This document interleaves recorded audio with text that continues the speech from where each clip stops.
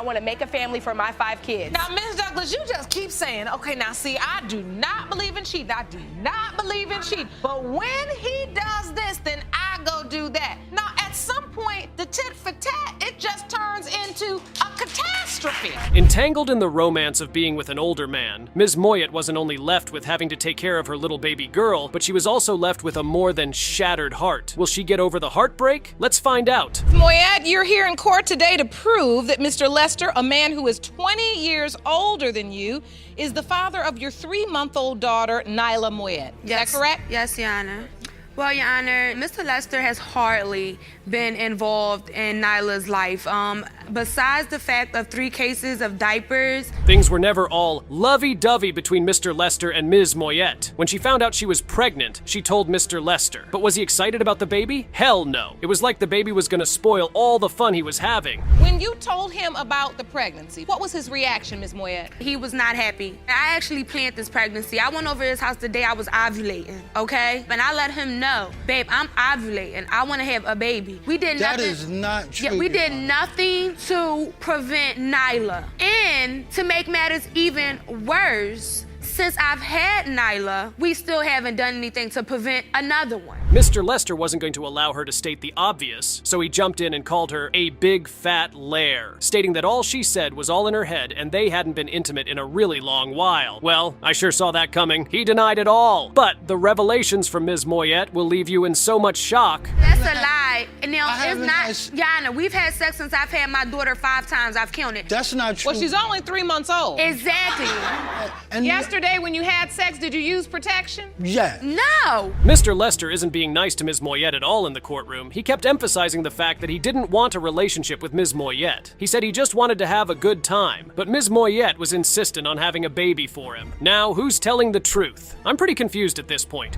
I did want a sexual relationship without being in a committed relationship. I did want that, and she agreed to it. I agreed to it in the beginning, and when he told me that he loved me, it opened me up to the fact that, well, maybe it could be. I mean, my background is not the best as far as me and my father. It was war in that courtroom. The things that were coming out of both Mr. Lester and Ms. Moyet's mouths were just very unbelievable. Even Judge Lauren was very confused as she couldn't add up what they were saying. You're 45 years old. Absolutely. So when a woman says to you, I want to have your baby, and you say, no, I really don't want you to, and you're still having sex without protecting yourself, you're setting yourself up. I've only had sex with Iris for 5 times. That's a lie. You've never used Your a Honor. condom. Now, with the girls that he's cheating on me with. Mr. Lester, who never wanted to have a kid with Ms. Moyet, stated that he had doubts that the baby was his. Was he being delusional? I mean, he was basically sleeping with Ms. Moyet without using protection. Trust me, people, these two are nuts. Boyfriend that's better than me, and I asked her, well, why you calling me tonight? Her response to me was, I could do both of y'all. I could do him Monday and do you Tuesday. Yana, that's a lie. Let me tell you, that's a lie, Yana. Thirdly, I come by, I see her with the same guy over and over and over again. The neighborhood The guy. neighborhood guy, yes. Well, it's finally time to uncover the truth after so many lies and deceptions. The day of reckoning is finally here, with everyone itching to know the truth. Are you ready to find out? I bet you are. So take a deep breath because here it comes. Mr. Lester, you are Nyla's father. Yes! Yes! Ma'am. Didn't I tell you? Ma'am. Didn't I tell you? You need to be respectful. Didn't I tell you? Ma'am, I understand you're upset. Use proper language.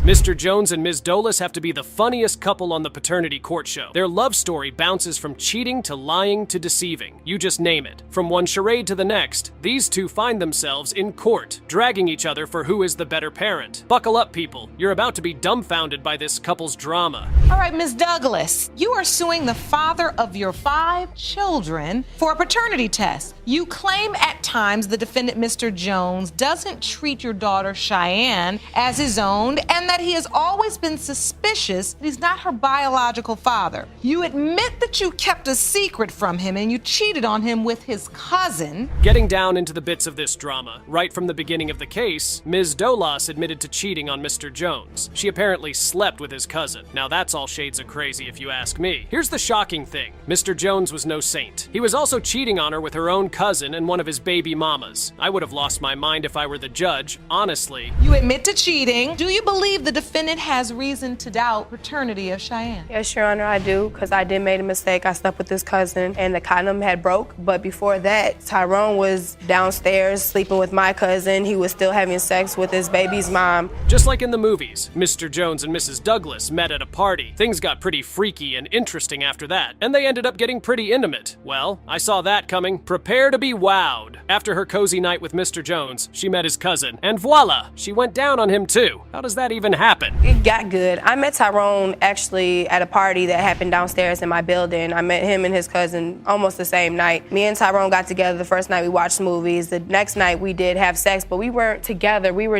just had sex, and after that he went back to his other baby's mom. And then I met his cousin, and I slept with his cousin, but we weren't together. Things were starting to get heated up in the courtroom, with both of them staring into each other's eyes like it was about to be a bloodbath. Boom! Ms. Douglas gets pregnant. Ring, ring, ring. She hits up and tells Mr. Jones that it's his baby. Things seem pretty nice, right? Well, let's burst some bubbles. I mean, sort of. We actually wasn't in a relationship at the time when she slept with my cousin, but she basically just denied doing it up until the point. That's the reason we here now. Okay. What did you feel, Mr. Jones, when you heard Ms. Douglas say, "I'm pregnant and it's yours"? I wasn't too sure about it when she told me, but I'm like, okay, when she did tell me, I'm like, okay, I'm gonna step up and do what I gotta do. She finally decides to open up 2 damn years later, telling Mr. Jones that she had a thing with his cousin. You could see the rage in his eyes, wondering where and how it all went down. Just like that, good baby daddy starts to play the role of, "I'm not sure this is my kid. I did tell you things were going to escalate." Everything. How long did it take you to tell the truth? After my daughter was 2 years old. Okay, so you are are you in a committed relationship? No. You just going along for the baby's sake. But when I was pregnant, he didn't care.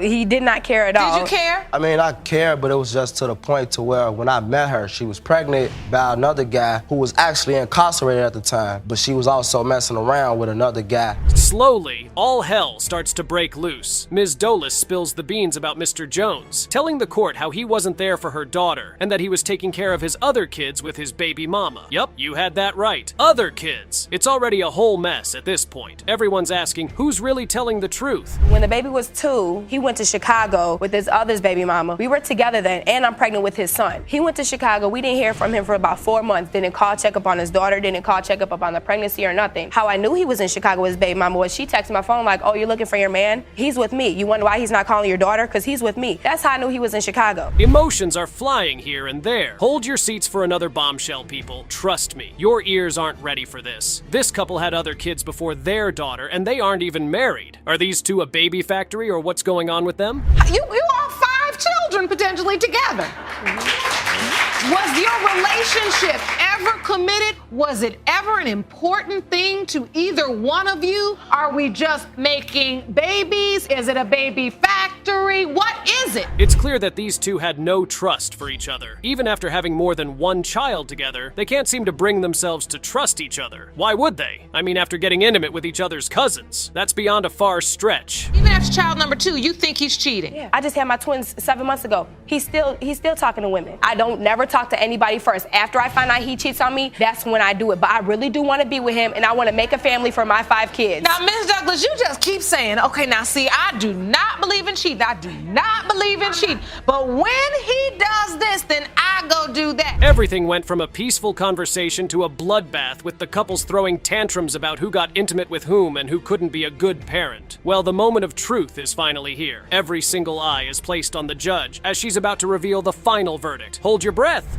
Mr. Jones, you are not fired. She knew this from the beginning. Now I'm embarrassed, gotta face public humiliation because she didn't want to be honest before we came here. Your Honor, I didn't know. I didn't even know the kind of busted. Man, now my daughter ain't gonna have a dad. This almost felt like betrayal on Mr. Patterson's path. After taking care of the baby and making sure he was present every day of the kid's life, Ms. Knight wakes up one morning and says, he isn't the father. We're about to dive into a tale of delusion. Grab your pie and enjoy the ride. Opened your case today to prove that you are 4-year-old DeMarcus Patterson Jr.'s biological father. You named him and have cared for your junior since birth and are furious the defendant now claims another man is his father. father. Is this correct? Yes, Your Honor. We are about to enter the domain of questionable romance, where these guys' relationship isn't exactly a fairy tale. It is a saga involving two men, a lady, and a 4-year-old boy. You know, since he came out the womb, since he entered this world, when the doctor first, held him up and finally gave him to him, I witnessed him just completely quit crying and looked me dead in my eyes, and that's when, at that moment, I knew I became someone's father. So at that moment, like all the doubts that we had before, I just knew like they was just out the window and just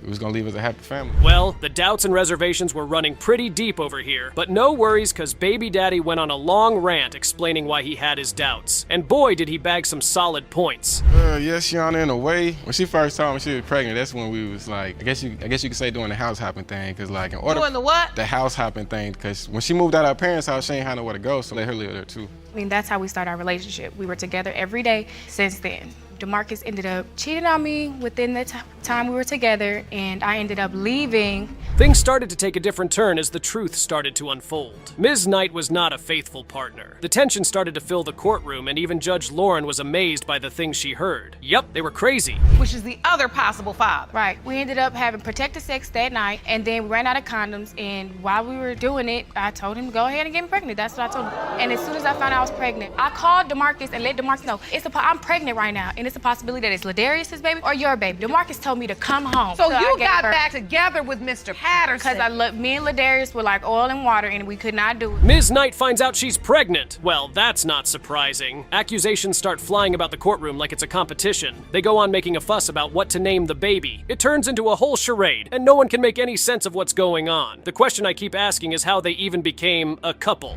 DeMarcus looked over, said, "That's my baby. We ain't naming him no Christian. We naming him DeMarcus Patterson." Did you say that, Mr.? That ain't exactly how it happened. How'd it go?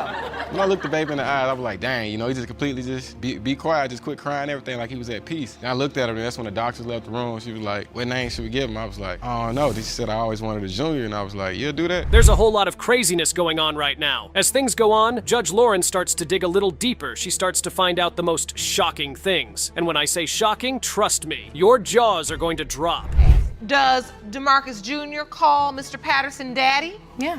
OJ turned about 3 months, and I looked at him one time, and I was like, wow, he kind of looked like Ladarius. Oh, so you all were open about this? Yes, we were always open. We would take rides to the gas station. He'd show me pictures of Ladarius, like, you sure this like that? Their stories stopped making sense and adding up. It sounded like they were being made up, and Judge Lauren just wasn't having it anymore. She asked the other man in the picture to step into the courtroom, and my God, did he have a lot to say.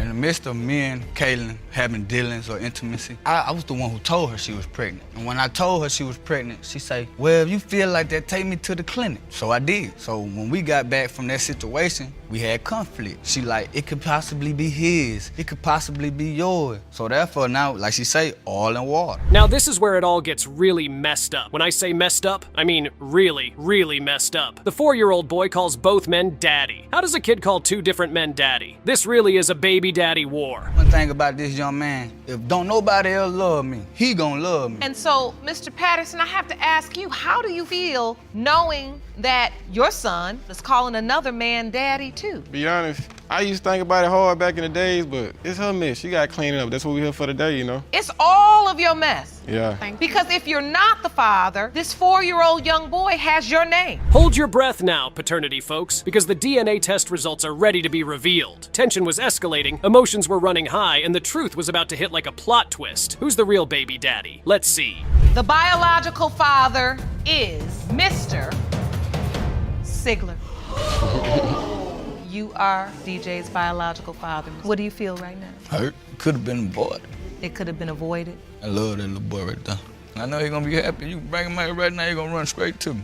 The doubts start to troll in and all hell starts to break loose. This frantic dad wants answers to the paternity puzzle that's been digging holes in his mind. Is he gonna get the answers he's looking for? Well, let's find out, shall we? It's about to be another bumpy ride of baby daddy drama. Mr. Pickett, you claim that when your son turned 3, the defendant, your wife, admitted to you that you may not be his biological father. You have petitioned the court for a paternity test, seeking a definitive answer today with hopes that your son is biologically yours. That's correct, Your Honor. Now, Mr. Pickett and Ms. Pickett sure do look like the cute couples we expect them to be, but hold up, there's more to see than meets the eye. These two have been caught up in so much baby drama. Guess what, people? They're even separated. Must have been one hell of a ride for these two. Family. Now let the court clarify, you two are separated. separated right now. Am I correct? Yes. Yes. Okay, so Mr. Pickett, why are you so sure you are not Patrick's father? I took an extended vacation, let's call it, right?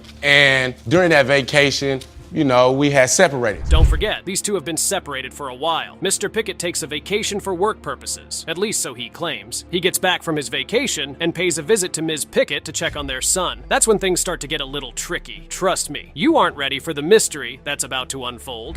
So I asked my son, I said, who is that guy over there that be's at the house with your mom?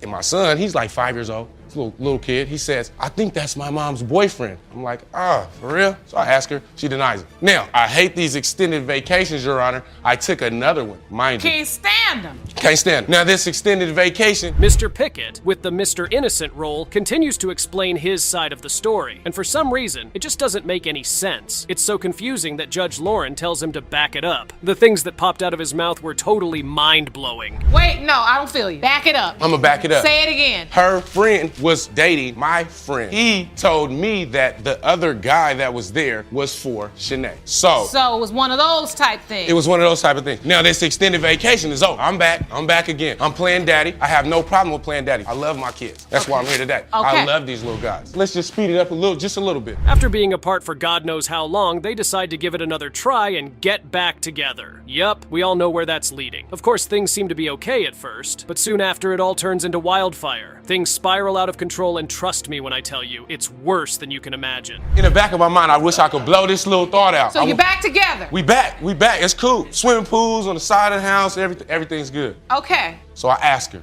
She denies. I ask her, she denies. What do you ask her? I'm asking her, is these my kids? Is this my son? Have you been cheating?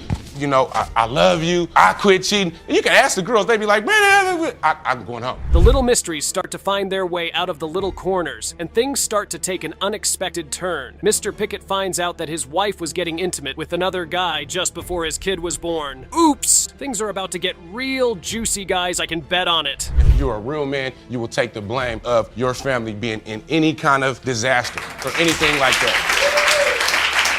So,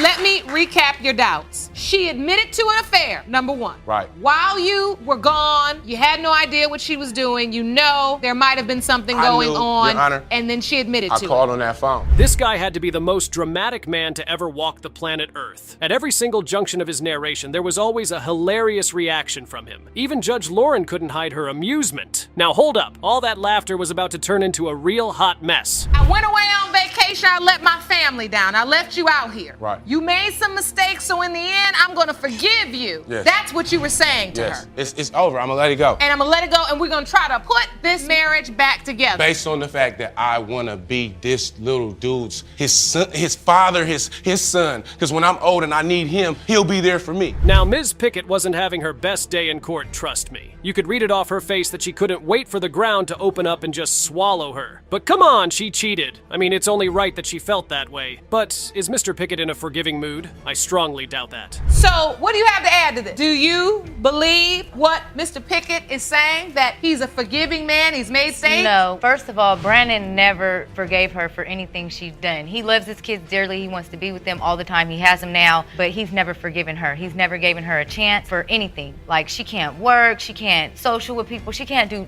nothing. You saying he's controlling? He's very controlling. Now, they got into another argument about the process of trying to rebuild their family. The only issue now was Mr. Pickett was still sleeping around with other women. How on earth were they going to make it work if he was doing that? How does cheating or sleeping with other women, if you don't consider it cheating, if she not wanting to be with me, rebuild the marriage? If like you asked are you guys separated? Yes, we both said. I don't want to be alone. Who does? If we're not in agreement that we want to be lovers and friends, and you want to let your sister is talking more than you control your life, then I have to find somebody else that's going to love me and my children, because I'm here for love of family. So she's speaking up for me. Well, the suspense is finally over, and the hassle of who the dad of their child is about to be revealed. It's been a bumpy and funny ride with Mr. Pickett and Ms. Pickett. All eyes are on the judge as she unleashes the truth. Get ready, paternity folks. Mr. Pickett, you are his father. Oh, yeah.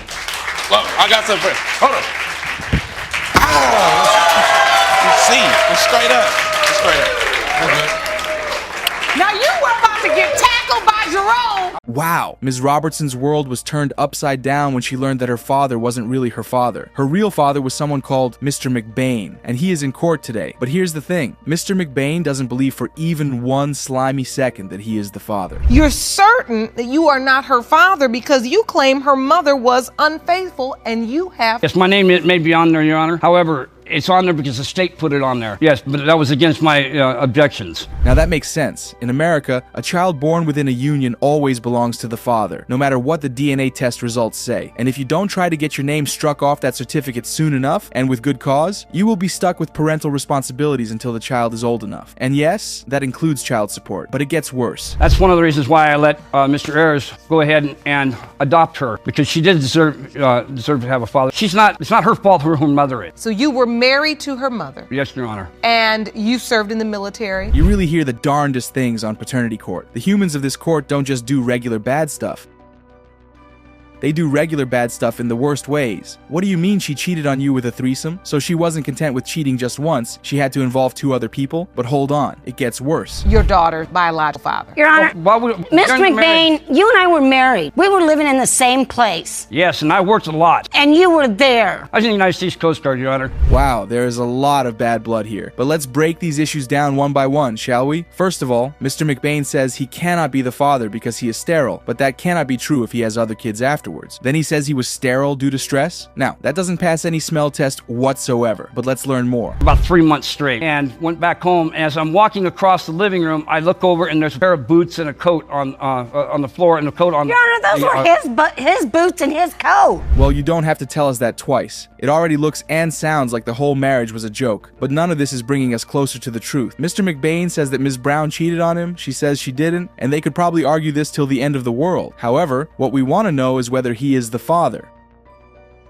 Let's learn about these strange threesomes Mr. McBain has been talking about. Threesomes at all. It was because Mr. McBain had asked for them. That you were cheating, but you said you were cheating after Ms. Robertson was already conceived and born. Now, earlier you said... Okay, now this is getting even more complicated. Now, Mr. McBain says, well, Your Honor, I was actually in the threesomes in question, but I only did it to satisfy my wife. And now, Ms. Graham is saying, well, I did sleep with other men, but I only did it when I was already pregnant. Imagine how embarrassed Ms. Robertson has to be, but it gets worse. McBain, you truly believe this other man could pretend Ms. Roberts' father? Yes, I do, Your Honor. Why? Well, between the Coast Guard telling me I was sterile and the fact that the man's Hawaiian, he's Samoan. Wait, what? Has Mr. McBain been studying race science? Mrs. Robertson looks as white can be, but apparently Mr. McBain here has a master's in skull measurements and racial facial features, so he can say with high certainty that she is actually half Samoan. Look at that, we've got a doctor of racism in the building. Let's see how he explains this. Anything you've heard thus far, does it make you think any differently? Do you... No, because I look like him. I'm built like him. Well, the part I'm having trouble with, Mr. McBain, is... Wow. What can you even say but wow? They may look old and gray now, but Ms. Graham and Mr. McBain sound like they were really having a lot of fun. The only problem now is that fun seems to have resulted in a child with a ruined childhood. Imagine the effect of this on Mr. Robertson. What does she think about this? Mr. McBain isn't giving even an inch to the idea that this child is his. He loathes the idea, and is very certain that she belongs to some Samoan guy. Ms. Graham, on the other hand, is extremely certain that this is her child. Well, there's only one way to know for sure. Bring on the DNA test result. Mr. McBain Sr., you are not her father. Miss Robertson, how do you feel? Are you all right? So, Miss Graham, you've been very sure. Imagine that. Ms. Webster had always believed that Mr. Smith was her father, but now she thinks that her father is none other than Mr. Ware. And how did she get this feeling? Well, you wouldn't believe it, but she prayed about it in church. That's right. Let's take a listen now. They always kind of had something against me. I heard a relative say that that's not none of your father. So I started questioning. I asked my mom, I talked to Mr. Smith, like, why are they? It sounds like Miss Webster is going through a world of pain. Imagine thinking that one man is your father for 40 years and then learning that he is really not. Do you know how messed up that can be? And the fact that she has to examine these facts in front of both men who could be her father is just crazy, but it somehow gets worse. And I never really start putting things together until the blood type type wasn't the same. And I'm looking in the baby book, and there's relatives of Mr. Ware's family that signed in. When I was born, they bought gifts. You wouldn't believe it, but it gets worse. Now that is crazy. Why would relatives of Mr. Ware do that? In fact, the only reason another man's relatives would sign into the baby book of a child is if they believed that there was a chance the child could be theirs. But if this is true, and it's starting to sound like it is, why didn't Mr. Ware do anything? What does he even have to say? At the time when her mom and I were dating, she was in between two cities, Louisville, Kentucky, and Dayton, Ohio. And she would spend months there and months here. And during that time... Okay, first of all, a 16-year-old is supposed to know one or two things about timelines if they took a little known subject called biology. Second of all of this happened when Mr. Ware was 16? No wonder he looked so young. If you thought this man was drinking from the fountain of youth, you are wrong. So, what happened next? Yes, I was there when her mom was pregnant. As a matter of fact, we continued to date at that point. I remember times being with the mom and rubbing her belly and just always there to support her. Mr. Ware doesn't just look like a gem of a man, he also sounds like one too. He knew the baby wasn't his and that his girlfriend had cheated on him, but he stayed with her through the pregnancy regardless. That is something that most men would never ever even think of doing. Yet he did it. Imagine the DNA test now proves he is the father. But hold on, because there is one more bombshell we are about to uncover. I knew who he was, but he didn't know who I was. I just been praying, that I find out who my father is. There's things in my life, there's roadblocks and stumbles I've been going through. There's things goals I'm achieving. And knowing who my father is one of them. And I came to the Lord. I went to the altar. They had altar call. Well, in paternity court, Judge Lauren Lake deals only with scientifically verified DNA tests. But it looks like Ms. Webster has her own ideas about how these things should work. She says she said a prayer to God, and God delivered Mr. Ware to her. I wonder if she would say the same thing if the man standing behind her had been another random person, not Mr. Ware. Let's see how she explains this. Yes, I am. And he's a spiritual person. Did you know it her? Did you know it was Miss Webster, this baby? I did not. That you knew before she even left the womb? Did you know? No, I did not know at that time. You see, Mr. Ware might be a deacon and maybe a spiritual man, but he doesn't believe in every spiritual sign people argue for. He insists that the mother of the child told him, in very clear terms, that the baby wasn't his. And that is the testimony he is going to keep repeating. If anyone has anything else to say, they should bring some evidence. Let's hear from some witnesses. I know what Miss Webster may have told him, that he wasn't the father. But I believe in my heart, when Miss Webster left Louisville to move back to Dayton, Ohio, that she left her pregnant. How is it that as the cousin, you know more? Now that complicates things. If there is a reason for Ms. Webster's mom to lie, then Ms. Webster's spiritual DNA test may start looking a little bit too real. And it actually makes sense if you think about it. There are loads of women who come on paternity court to lie because they want to save their relationships. Well, was Ms. Webster's mom one of those women? Other possible father. September the 17th, which means that she had to be conceived either late December or January of 76 or late December of 75. I was in the United States Army, stationed in Fort Hood, Texas. Really? See, right there. She was born September the 17th. Wow, that is heavy. Mr. Smith knew he wasn't the father, but like Mr. Ware, he stuck around and did what he calls the right thing. He did that for a child that did not belong to him. There are many men who don't even do that for kids that they father. Anyway, it's decision time. Who is the father? Let's find out. It has been determined by this court. Mr. Smith, you are not her father. Are you surprised? Hurt? Yes. Surprised? No. Always, sweetie. He give me $30 probably every blue moon. And that ain't helping taking care of no kid, okay? Okay, well. So why do you keep having him? You're 27 years old. Young and dumb. In love with the wrong person. Like I said, I've known him for 10 years. Your Honor, when I met her, she didn't have nothing. I took her, she had never been... And she still don't have nothing according to you, so what does that say about you? Right. And she got all your babies. No, stop over-talking me. Wow, this one promises to be a bang, and here are the details. On one side, we have Ms. Bryson, who says, yes, she was sleeping around, but that does not mean that Mr. McCarroll isn't her child's father. What do you think Mr. McCarroll thinks of that? Of course he thinks it's rubbish. Here's how it starts out. Ms. Bryson, you have dragged the defendant, your ex-boyfriend, Mr. McCarroll, into court today because although you admit to having sex with more than one man, you are here with proof that Mr. McCarroll is the father of your 18-month-old son, Zylan McCarroll. Is that correct? Yes, Your Honor. Mr. McCarroll, you have no choice but to believe that another man is Zylan's biological father. Unlike other women who walk into this court and start painting a perfect picture of themselves, Ms. Bryson says there is no perfect picture to paint. She says that she might whore around, but it's only because she is engaged to a fellow whore. The logic might be dodgy, but at least we get it. What's more? Everywhere he goes, he meets someone, and he always sleeps with them. Everywhere he goes. It's not true, yo. What is true, Mr. McCarroll? I could see all this coming, and I tried to deter or avoid her from getting to this. How did you point. see all of it coming, and what is it? I could this situation where we got another beautiful young black woman that don't know who her kids' fathers is. You know what? At some point in that monologue, Mr. McCarroll was starting to sound like a freedom fighter. He was actually starting to sound like Kendrick Lamar. The only problem here is Ms. Bryson doesn't want to be freed. In fact, she's very clear about her point. But Mr. McCarroll isn't only here to free people. He also wants to spread some blame. To my mother on the phone, I can't read a book without getting put out, cursed out. Your Honor, when he did find a job while we was together, I was supposed to bring his lunch in for him. I called him, he didn't answer, and I know him. Anytime he don't answer the phone, it's a woman involved. And sure enough, it was. Well, I don't know what to tell you, Mr. McCarroll. That's kind of normal. The fact that Ms. Bryson stopped you from reading a Rick James autobiography 3 years ago cannot be the reason you don't have an education, right? Can it? Because if that's the reason, you've got a mighty long way to go. But hold on, it gets worse. And we got into it about that situation. And How do you know that was a girl anytime I bring- currently slept with? I talked to her. He was telling her she upstairs sleep with the baby. When I get a chance to get out, I'm gonna come over and we gone. I don't know where and you got that story. I want to take a lot of It's always, I'm stupid, I'm dumb, I don't know nothing. Like he over here talking now like I'm the bad guy. Now it is time for Ms. Bryson to share some blame around. So these two made sure they cheated on their respective partners with each other, and neither of them wants to accept the blame for such behavior. Ms. Bryson says he cannot keep his hands to himself. Well, stop inviting him over then. Let's see what happens next. He came over. I asked the guy that I was in a relationship with, could I do his hair? He said yes. He came over and was flirting on me, touching on me. Every time we speak on the phone, I try to call and let him talk to the kids. Every time that we speak on the phone, he always flirts. I never, ever cheated on him when we were together.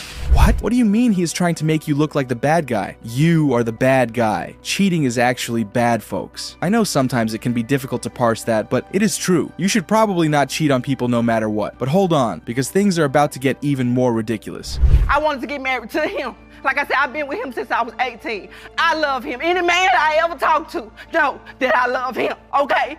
I wanted to have a son. I wanted to get married. He didn't want to give it to me. He didn't want to settle down, okay? Yes, and I got it. And obviously ain't no man gonna be included in it because I haven't tried to even get into a relationship because I know I'm still hung over him. The sad thing is that Ms. Bryson allowed her love for Mr. McCarroll to get her into a world of pain. Regardless of whether this child belongs to him or not, you can see that she really loves this man. She truly wants to be with him, but he just wants to sleep with her and other women. What happens next? I took a test at the doctor and he told me I wasn't pregnant, so he scheduled me for an ultrasound on my ovaries. The next week, I bought one just because, and I was pregnant. And I bought 4 more, and they also came out positive. And during that time frame that I slept with Mr. McCarroll. Really? You can't? But it doesn't matter, Mr. McCarroll. As long as you had unprotected sex during the window of conception, there's a real possibility that you could be the baby's father. However, that is just a possibility. And if Ms. Bryson slept with another man during that period, he could also be the father. So did she? Well, we slept together also on April the 26th. That's the day that I split up with him. All right. Yes, so ma'am. April 26th, other guy. But I'm so bad, though. Ms. Bryson, that's just 2 days before you said you slept with Mr. McCarroll. I understand that. Yes, ma'am. Wow, what sort of crazy logic is this? We think Ms. Bryson just really wants to have a son by Mr. McCarroll and will jump through all manner of hoops to get there. She doesn't care what those hoops are or what lies she has to tell. Anyway, let's see what the DNA test result thinks of all of this. Mr. Perkins, you are not the father. In the case of Bryson versus McCarroll,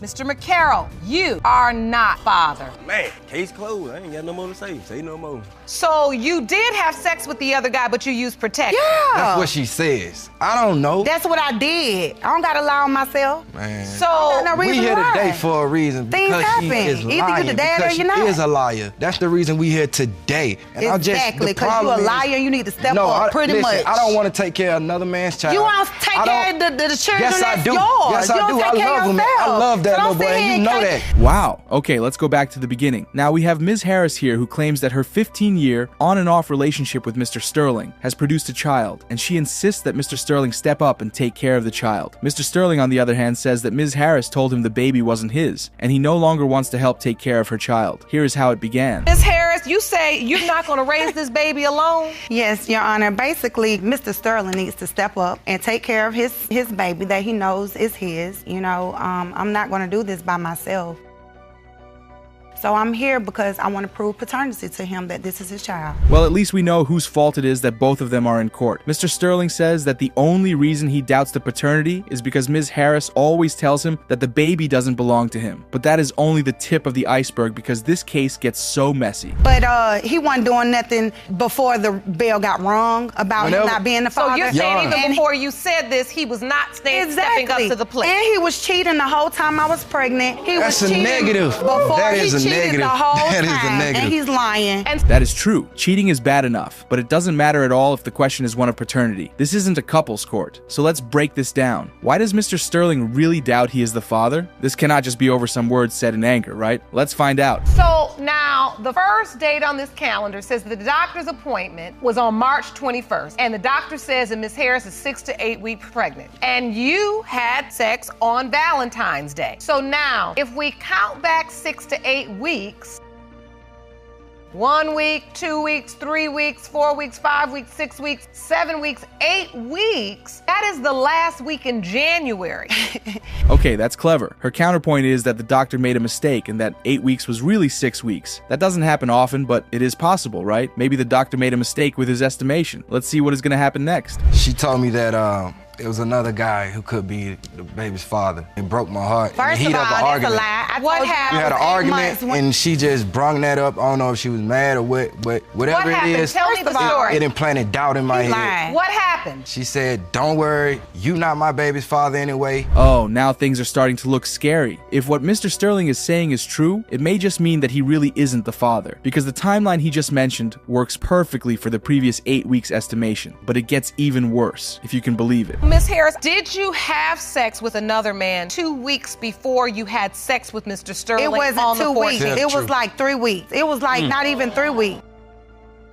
So it's 2 to 3 weeks before you were intimate with Mr. Sterling. You were intimate with another man. Yeah. Well, it is just argument after counter-argument in this courthouse. Ms. Harris says that yes, she might have slept with this dude, but she used protection, so she is very sure that he isn't the father of her baby, and that is a very good argument going by the standards of paternity court. Anyway, it gets even worse. He don't like responsibility, Your Honor. And Ms. Harris, you believe he's avoiding responsibility. He avoided responsibility. Let me tell you something. Whether my son is or is not his, he don't take care of himself or the one that he knows is his. But now you just said whether your son is or isn't his. So do you have doubt? No, I don't, Your Honor. I know he my baby daddy. I know this. Yeah, these two are eventually going to have to head to couples court anyway because this is just too much. There's just so much hate and angst between them that we are kind of thinking it's probably better for the kid if Mr. Sterling isn't the father, but that isn't how these things go. Hold on, guys. Let's see what happens next. He was there when I delivered my baby, Yes. along with flirting and cheating on me throughout my whole pregnancy. He was at the hospital flirting with nurses. And I'm about to get to fighting because I'm like, you not finna try me like that, right? And she makes a really good point. If he thought that the baby wasn't his, why did he sign the birth certificate? Or cut the umbilical cord? Why did he do all of those things if he truly believed the baby wasn't his? Let's see what Mr. Sterling has to say about that. Take a listen. Your Honor, like at the 8 months when we got into it over the argument, I thought it was just because she might have been mad. Maybe she did just say this out of the side of her. You knew you cheated, you lied, and you wrong. Whatever. So maybe she did say this out of just spite, you know what I'm saying? So when she had the baby, I still was there. But that doesn't make any sense. He saw all of the evidence he is using now even before the baby was born. If they didn't convince him then, why are they enough to convince him now? Anyway, it is time for this paternity test results. And here's what those results say. Mr. Sterling, you are the father. Exactly. So what you got to say now, You baby? are his father. All this, next. See, you know, we got to leave here. You know that, right? Twins run in my family. Taylor Rose is not a twin. Well, every child born in a family that has twins won't be a twin. Well, I know my sister didn't have any twins. I know I will be the one to have twins. Taylor Rose is not my child. Where are you getting this information from, Mr. Scott? It's what I know. How do you know it? From my family history. Well, it is settled then. If your lineage only accepts twins, there's no point doing a paternity test, right? Wrong. In today's case, we have Ms. Graham who wants to prove to Mr. Scott that Taylor is his biological child. Mr. Scott, as you can see, says since Taylor isn't a twin, she cannot be his kid. Here's how it starts out. Basically, we're planning a wedding and we're getting in arguments every day about the paternity. He knows he's the father. He's new since I've told him several times that he's the father and he still tries to deny it. And I just want this resolved today. Exactly. Because right now, it just looks so weird. Mr. Scott is over here doing amateur science by measuring nose sizes and shapes, while Ms. Graham still looks like she cares a lot about this wedding. Here's what I think, Ms. Graham. This wedding is probably not going to hold no matter the results here. But how did they even get to this point?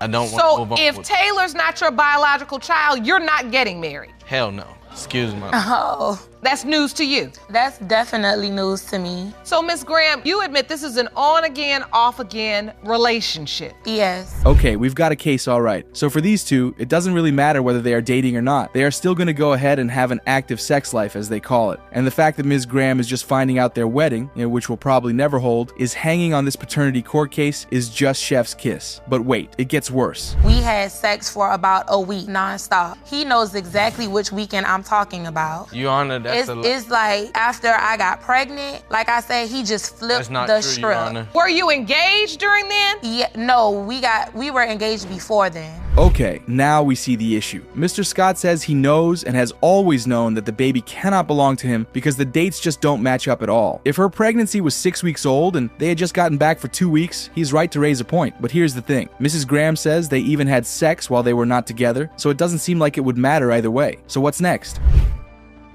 I didn't say anything to her about the paperwork until she approached me about being pregnant. So what happened when you approached him, Ms. Graham? What did you say? I approached him because this was like my first time being pregnant. This is my first child. So of course I was a little scared. I didn't know what my options were. So after I told him, I'm expecting him to be excited. And he just, oh, that's not my child. Like, it was just like a big mess. Well, yeah, that's true. But you still want to marry him after doing all that? And how did they get back to making marriage plans after all of this? What exactly happened? Well, only one way to find out. Let's see what they have to say next. Break up during the pregnancy. We just separated before the pregnancy. We got back together. We were always on and off again, so the timeline is a little sketchy. But we did break up several times. But the bottom line is we never stopped having sex throughout this entire thing. You want to ask her this?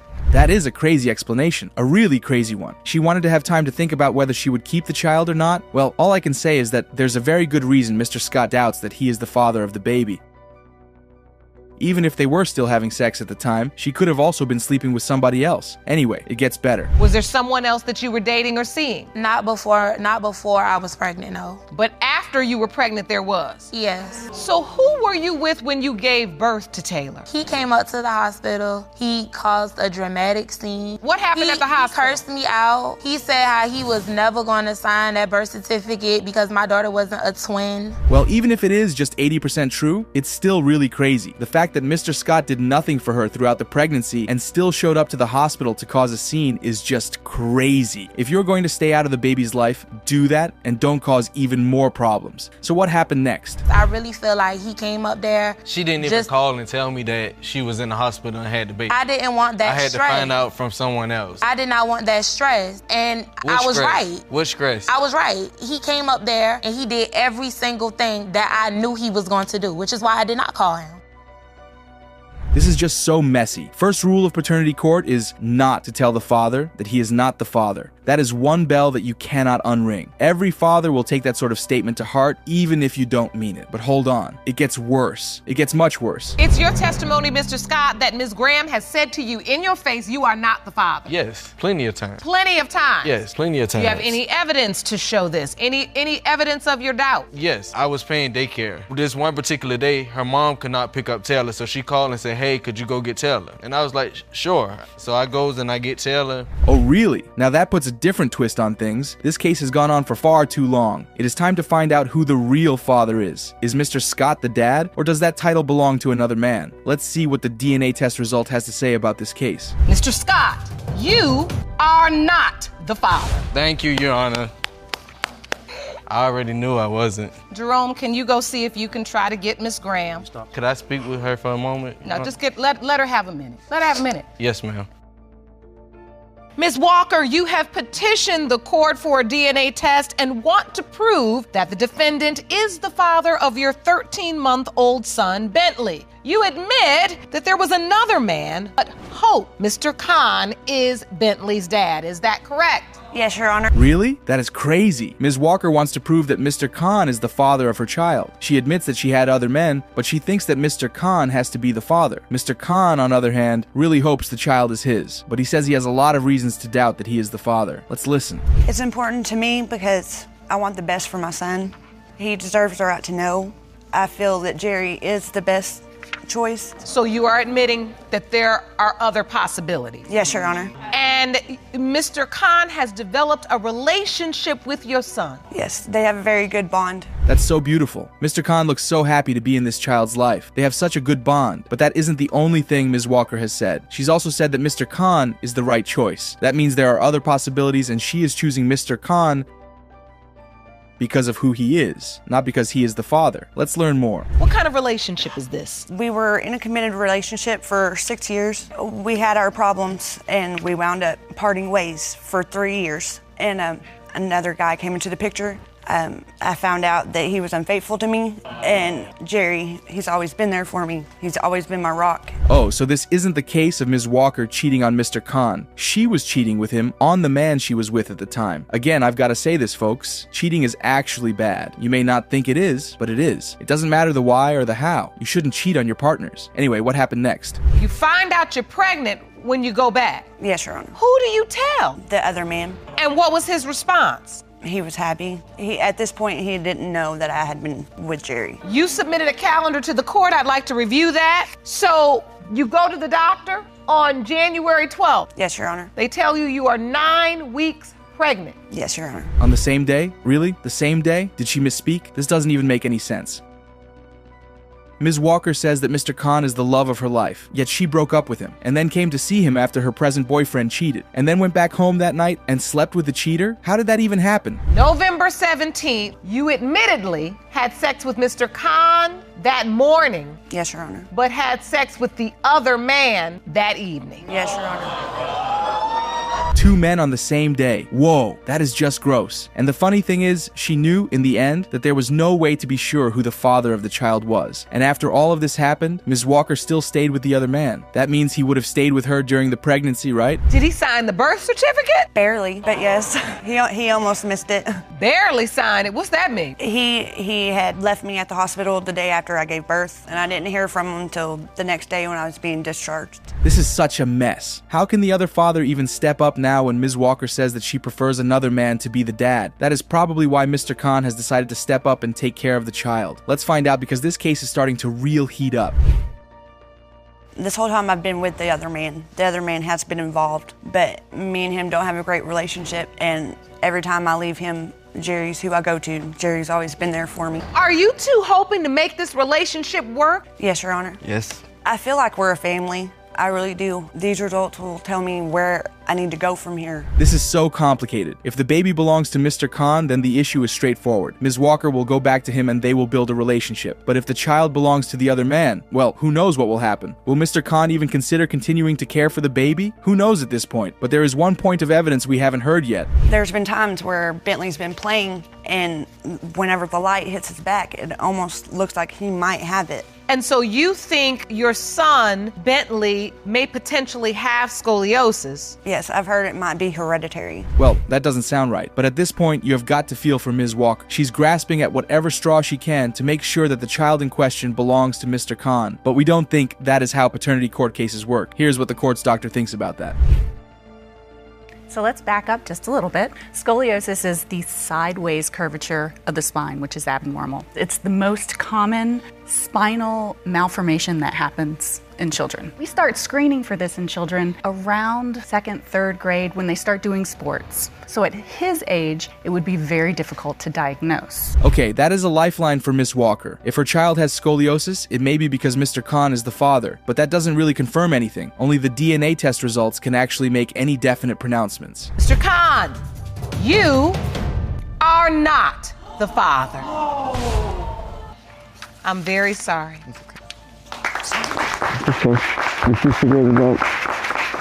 I'm very sorry. It's okay. I know that was not the result either of you wanted. No.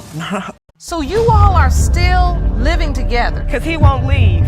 Because I have children, and I am as well. Leave.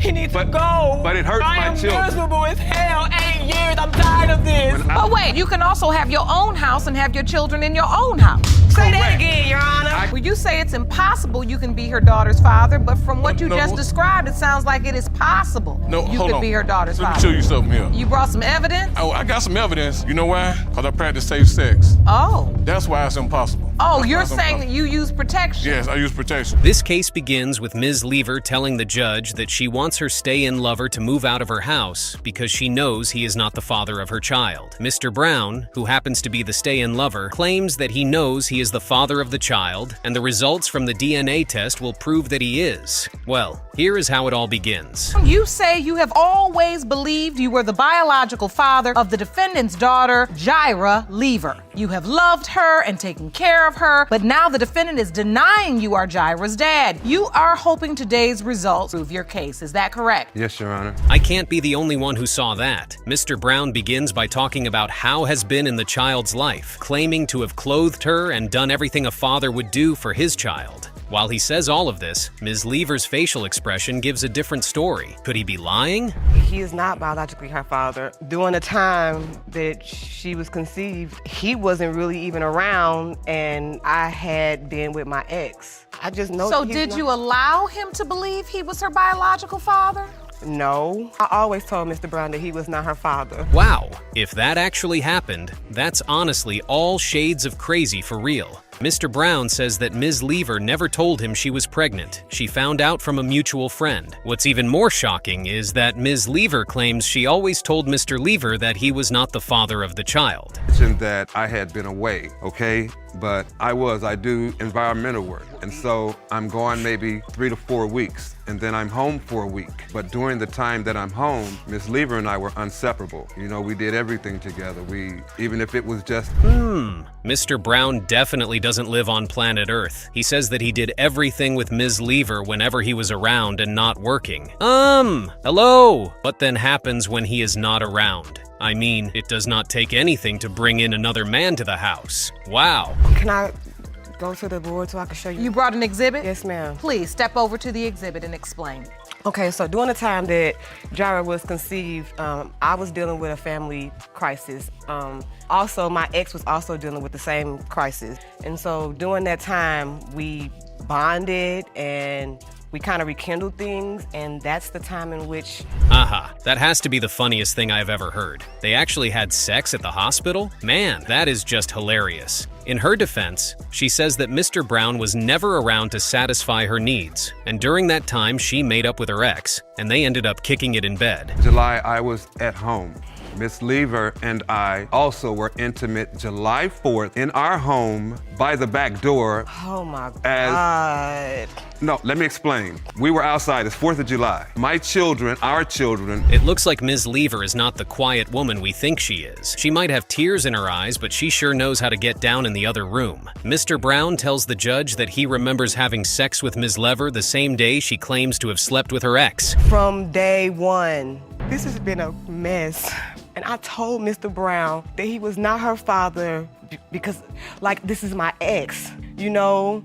And when I end up getting pregnant, I felt like it was my right to tell him so that he can move forward. Apparently, Ms. Lever claims to have known from the very beginning that Mr. Brown was not the father of her child. She says she did not want to hurt his feelings, and all she wanted to do was be sincere with him. Mr. Brown just wasn't ready to believe the child did not belong to him. Say that, but that is not her name. So you do say that? We say it inside the home. I'm dealing with a master manipulator. Wow, I'm a manipulator. you later, Oh. but yet you allow me to take care of. You know, for two people who seem to not love each other anymore, they sure love to mess around and do the freakiest things. Now, I wish I had a woman like Ms. Lever. Oh well, another shocking thing is that they have another child together. Financially, I do come up a little light. up a little, okay? all the way. But if you remove the finances, I take care of those children. I pray with those children. I help those children with their homework. I What bathe else do you those do? children. What I else get do the you children do? dressed. Mr. Brown seems to be a sweet man. He tells the judge that he has built a sweet relationship with their other daughter, but the bond is not as strong as that of the child he believes to be his. At least there's evidence that he actually takes care of the kids. And so wait a minute. As I look at this birth certificate, Genesis Summer Lyric Brown, Genesis, his last name. Yes, ma'am. As I believe that he is her father, but it is a possible doubt. I was with someone else during the time. Someone's. No, boy, bye, you full of... So why you want to be with me then? Because I love you. Man, Ms. Lever sure seems to really want this man out of her house. But does Mr. Brown really love her, or does he actually not have anywhere to go? I mean, he did say he isn't at his best when it comes to finances. But how can you love someone who has been with her ex and another man? Being in the house. No, there is. But you can also have your own house and have your children in your own house. Say that again, Your Honor. I could have done that. I mean, look, I'm just saying this is a very odd situation because you are bound to... I mean, what else does he want to hear? He can love his kids from a different home. Why does he have to stay in the house? Well, we've clearly heard enough from these two. Let's see what the DNA results have to say about their yapping. Mr. Brown, you are not the father. This is overwhelming. Ms. Lever, what is it you're feeling in this moment? My daughter has a bond with him. She loves him.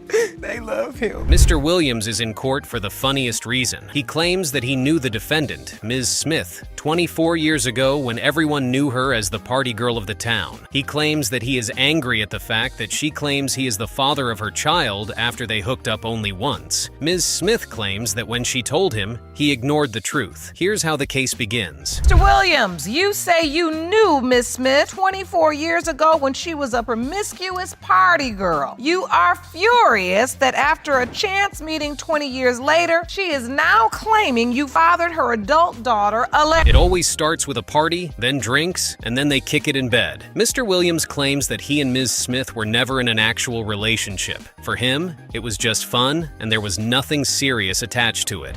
Oh, I got some evidence. I got some evidence. You know why? Because I practice safe sex. Oh. That's why it's impossible. Oh, That's you're why it's saying impossible. that you use protection? Yes, I use protection. When you slept with her? Yes, I did. Yes, I did. All right, so that's good. So now, Practice Ms. safe sex. Smith, Hold the phone, because what did she just say? She says she was in another relationship when she and Mr. Williams kicked it in VD. Wow. She even goes on to say that when they had sex, there was no form of protection involved. Mr. Williams remembers things differently. She was up with some of my friends of mine, partying. She, like I said, a party girl. And, 3 years ago, still partying? 3 years ago, I Still was partying. not partying 3 years ago. 3 years ago, I was in the church shouting, changed my life and everything. Still partying. So I don't know what he do. No, I don't. Still partying. She may not now, but that's how I found out about the baby. Oh, you have got to be kidding me. She went by the name Gin and Juice back in the day? She must have really been the life of the party for real. Anyway, Mr. Williams says that she never told him she was pregnant. He found out she was pregnant from one of his friends just 3 years ago. Then we saw each other on the bus at that time. This was around about that time too. And she was telling me that your daughter want to talk to you or something like that. I said, what you mean my daughter want to talk to me? Who is you talking about?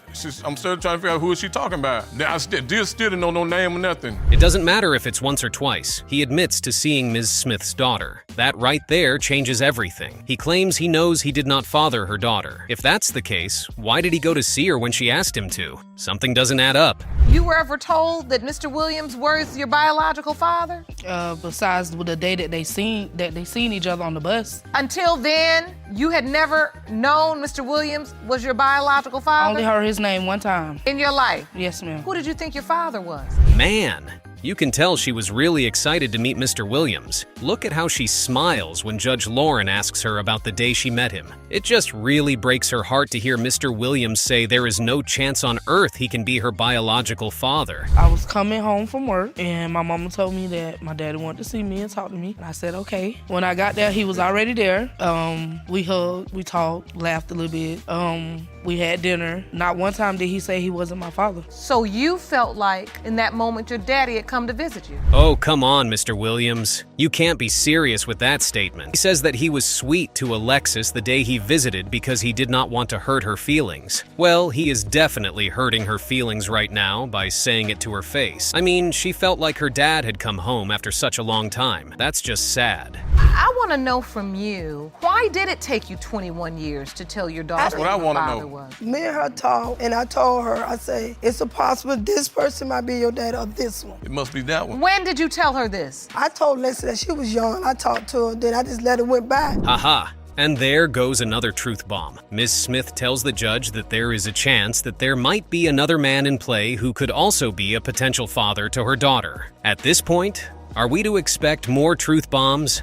Just one more. There you go. We need to get to the bottom of this and find out if it's my child or not, which no, it's not my child. Not my child for the simple fact. What woman in their right mind waits 21 years and then brings something up like this lady? That's foolish. That's ludicrous. I can't be any happier. Judge Lauren told her the truth to her face. She had 20 years to tell her daughter the truth, and she just went off with saying there's a chance she might have two men who could be her dad. In my books, that's bad parenting. Do you believe Alex is your biological sister, that you share a father? No. I do. Look at the two of them. Look at the two of them. They don't even look alike. So I do believe that Alexis is my sister. We look just alike. We act alike. We have the same personalities like. Mr. Williams is sure not going to like what she just said. Ms. Williams, who happens to be Mr. Williams' daughter, walks into the courtroom and tells the judge that she knows for a fact that Alexis is her sister, and Mr. Williams is definitely her father. Like I said, she's not my child, and that's the bottom line. You can look at the photos and tell there's something there, something. Yeah.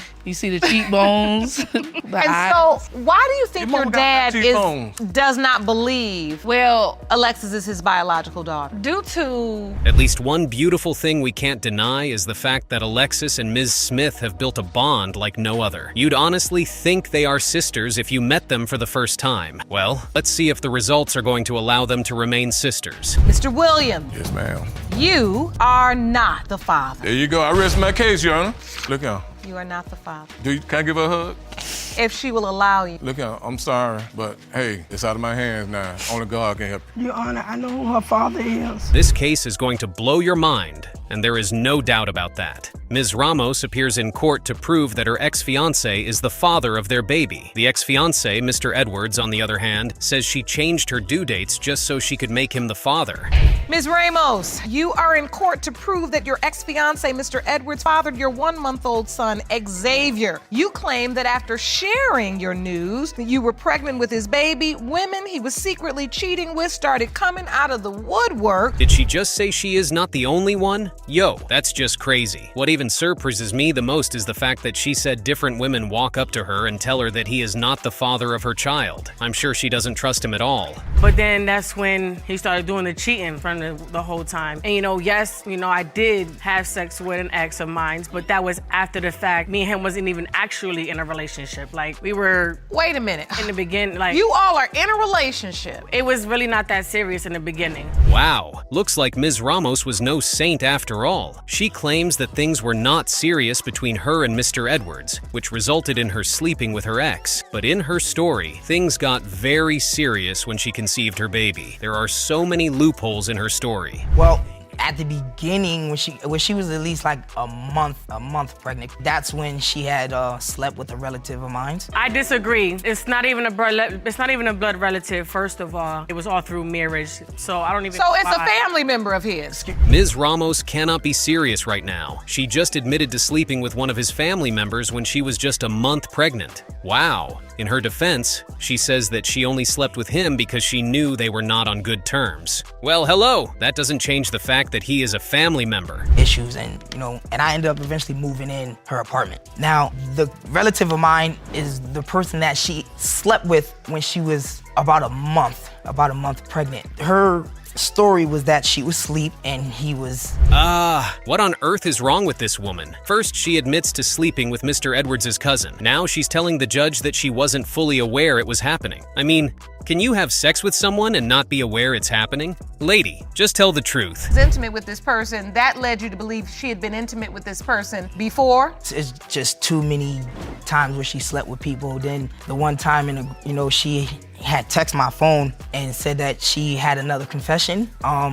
She wanted me to meet her at the grocery store. So I met her at the grocery store. As I'm approaching, she was, looking in the freezer and stuff. Just like Judge Lauren, I cannot hide my disgust right now. Aside from sleeping with her ex, she says that she slept with another man and caught 2 sexually transmitted diseases. All this happened with a baby in her womb. I mean, what was she thinking? We both decided that we wanted to have a complete family. He asked me to marry him. So after all this, Mr. Edwards, you agreed to marry Ms. Ramos? You asked her to marry you? Yes, I did, Your Honor.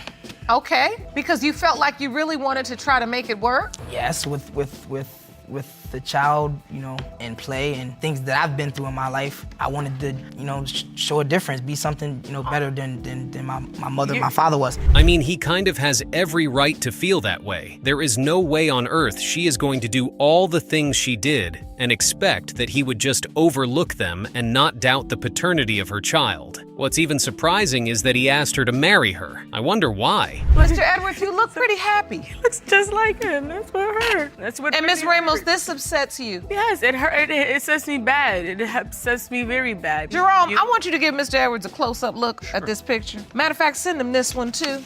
Mr. Edwards, I'm looking at these pictures presented to the court. That doesn't look like a look of doubt. I'm siding with the judge on that one. Mr. Edward actually looks like a happy father in that picture. One would honestly think he had been waiting to have that baby for a really long time. But still, Ms. Ramos's actions would make any man doubt he is the father of the baby. So he didn't sign the birth certificate, but you still gave Xavier his last name? Because him and his father told me to give him his last name. They were both there. I did tell her to give the child my last name. If you still feel like that's a doubt for the baby, then why, again, want me to put your last name? You could have still continued to say, hey, put your last name, put your last name, put your last name until we figure it out. Judge Lauren has a point there. Mr. Edwards did everything right. From the moment he found out she was pregnant till the moment the baby came into the world. He played the role of a father, but if he didn't trust her, why didn't he back out from the beginning? When he said she was pregnant, it was already a rumor going around that she was pregnant before they started talking by somebody else. Disagree. Everybody knew about it. Well, that's because everybody's always making up lies because nobody likes me. Before I even seen you, I knew about you. Everybody was talking about you. Okay. So who is this girl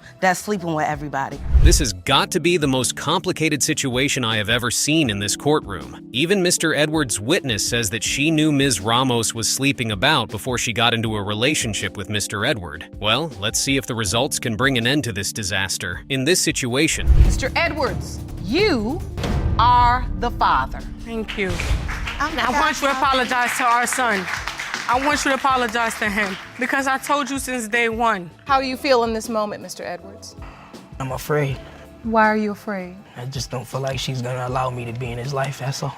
Your Honor, it's not the point that I want to take the baby out of his life, but he already know the lifestyle that he has. Mr. Walls claimed to have been away for a while, and when he got back, he saw the defendant, Ms. Walker, having some funny business with another man. He claimed that she was a serial cheater, and he was certain he was not the father of the child. This was how he opened his case. Mr. Walls, you say that after spending a short time away from Ms. Walker, you caught her with someone else's hands in her cookie jar. Yes, Your Honor. All right, you say Ms. Walker is a serial cheater and there is no way you are her child's father. Yes, Your Honor. It looks like the long wait to get her number was worth it after all. In no time, things got very romantic between them. They started spending time together and going on dates. We started going out there, spending time by the water. I felt it was romantic, And so, Ms. Walker? Yes, Your Honor. He seemed like he was a gentleman courting you. You went out with him? Yes, Your Honor. It was a good relationship at first? It was good in the beginning until I found out I was pregnant. And when I found out I was pregnant, I told him, but he talked about he wanted a DNA test. I knew we were about to get to the bad part, but was he really a family member, Ms. Walker? Well, we are going to find out. The funny thing about this couple was that even though they had a very lovely time together, they never got into an actual relationship. Okay, that took too long. So it was not a relationship. So you all were having sex Yeah, without protection, pretty much. but not in a relationship. So when she told you she was pregnant and it was your child, you had doubt. Yeah. Your Honor, when I told her I was pregnant, and he has said, well, I need to take a DNA test because he said he didn't trust me. But she admitted to cheating, though. Because when I was gone for them 30 days, she admitted to cheating. Did you admit to cheating? No, Your Honor. I asked her.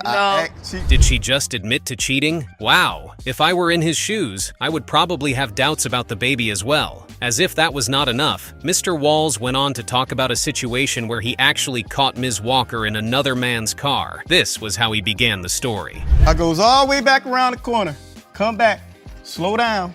I look like, no, that don't look like Dominique in that car. Like, that ain't Ms. Walker. Like, no. So I said, forget it. I drive on around again.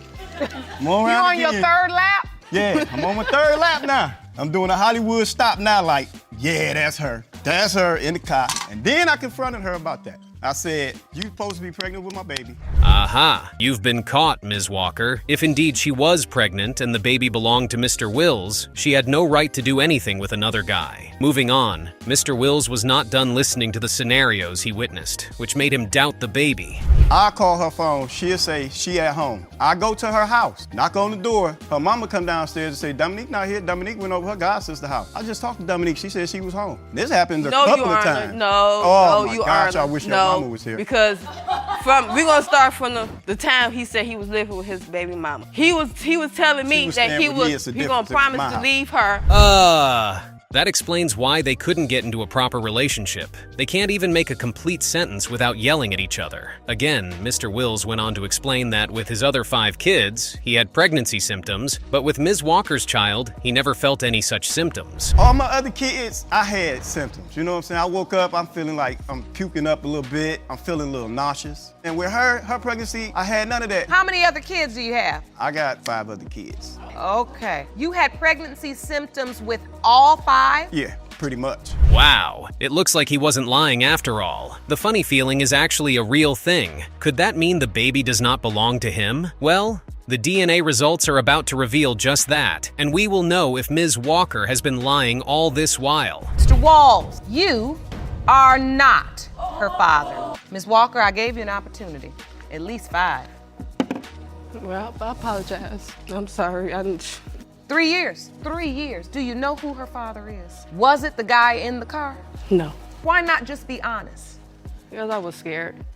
See, I'll take honesty any day. She had sex with his best friend and multiple men. At least this is what Mr. Gonzalez argues today in court. Ms. Salvo and Mr. Gonzalez were a match made in heaven, or so they thought. But today, these two cannot seem to agree on a single thing. Your Honor, I can't stand him. He knows Amaya's his daughter, but he refuses to take care of him. I've never, ever had sex with any Hispanic man but him. I prefer black people. I don't like Hispanic men. I was intoxicated at the time. I was drunk, he came over, he got me at the right time. What an interesting revelation from her very first retort in court. She does not like Hispanic men? I see. Oh, Miss Salvo, nobody asked it about your sexual preference. If you're so particular about Hispanic men, explain the Hispanic baby in court right now. You were drunk, huh? And now, Ms. Salvo, you claim that this testimony is false. It's incorrect. Yes, Your Honor. The whole part 6 times, that's ridiculous. It wasn't even good, so why would I keep going? So you had sex with Mr. Gonzalez 1 time? Yes. The sex was protected or not? It wasn't. What a woman. She is right, though. It takes just 1 time. Now, here's the question. Who's lying between them? Is it Mr. Gonzalez with his 6-time count, or Ms. Salvo with his 1-time hit? Regardless of what it is, someone is definitely going to have a mountain of regret. Is that the only reason you excluded your ex-boyfriend? Amaya looked Hispanic and not black?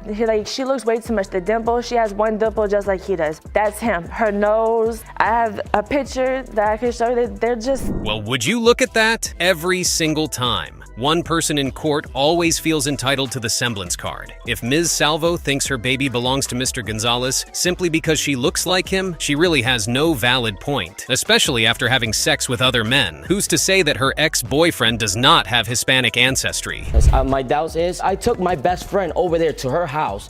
I get in the car with my best friend. He tells me, I'm sorry, Julio, but I gotta show you something. He showed me naked pictures of Ashley like this. Whoa. She did what? Now, why was Mr. Gonzalez's friend at her house? Mauricio, how do the pictures exist if Ms. Salvo never takes naked pictures like she said? These pictures are suggestive, and Mr. Gonzalez has nothing to gain from lying about them. Now, again, who is lying between these two? I was a kid at that time. I conceived my daughter at 18.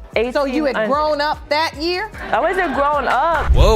Whoa, let's get one thing straight first. She was pregnant with her baby when she was what? The amount of teenage pregnancies on paternity court is absolutely alarming. Also, Ms. Salvo is admitting to being promiscuous. Now all that is left is to figure out which of them is lying. He looking mad at me like he wanna fight me or something. Yo, I asked Ashley, why that guy so mad at me? Why he looked like he wanna fight me? Oh, cause he wanted to be the baby daddy, but I told him you're the baby daddy. Was that your response to that question, Ms. Salvo? Your Honor, that boy's been obsessed with me since elementary school. Oh my goodness. What are these stories about different men coming up at various intervals? Why is a random man from her elementary school coming into her life right now? If truly it was elementary school, why then did he want a baby by you? Damn. Oh, what a woman. Bless her dear soul. She did all of that for the baby amidst the thick fog of doubt in the air that the baby may not be her son's. It really helps nobody when one person says one thing and the other person claims another story. Now that all of the fog is gone, we simply cannot wait to get the results. And you do have a relationship with the child. And if she is your biological child, I would like to have weekends. You're going to step up to the plate? Yes, ma'am. And do what needs to be done to care for this beautiful little girl? Yes, Your Honor. What a guy. Now we get to find out whose story holds water. From Ms. Salvo denying all the cheating allegations to Mr. Gonzalez, claiming that his fiancée slept with 1 million men and some. Who made the mistake, and who is going to regret their silly decisions? Mr. Gonzalez, it has been determined by this court that you are not the father. Can I still come around and see Amaya and help her out if I can? She's still gonna be my daughter. And I told her that before she came in the show. This is one messy situation you will never forget. Trust me. Ms. Bargy found herself in the middle of two men, her husband and her ex-boyfriend. The crazy thing about this situation was that both men believed they were the father of Ms. Bargy's baby, and she had no idea who the father was. She started her case by saying this. Ms. Bargy, you and I spoke briefly in my chambers. Yes, Your Honor. You admit you cheated on your husband, and now you are caught in a paternity triangle, with both men believing they fathered your 2-month-old daughter, McKenna. Yes, Your Honor. You are hoping today's DNA results prove that your husband is her father so you can save your marriage. Is this correct? Yes, Your Honor. At least she's not denying making a mistake, and the beautiful part is that she wants to find a way out. Judge Lauren, understanding the intensity of the situation, proceeds to ask her husband what type of bond he had built with the child. Mr. Bargy? Yes. You've fallen in love with McKenna. Yes. Tell me about the relationship you have with her. I could be at work for 10 to 12 hours a day. I take 5 minutes out of my time, busy or not at work, video call, sit here like that right there. I wake her up when I get home. As you would expect, he loved the baby beyond words could explain. Aren't they just cute in that video? Anyway, Mr. Lawson, the ex-boyfriend, wasn't ready to give up his claim of being the father of the child, even after seeing Ms. Bargy's husband and the baby bond so well. I believe I am because I was around. She was with me when she got pregnant. I was there for the whole pregnancy. I was there when McKenna was born. Ms. Bargy, can you explain to the court how we got here? I was having issues with my husband when I came back. We had been together for about a month. It seems like the break from her marriage took a wild turn, and now she's paying for the consequences. Now, trust me, that's not all. When she found out she was pregnant, she told Mr. Lawson before her husband. Why? Because they were living together at the time. Jeez.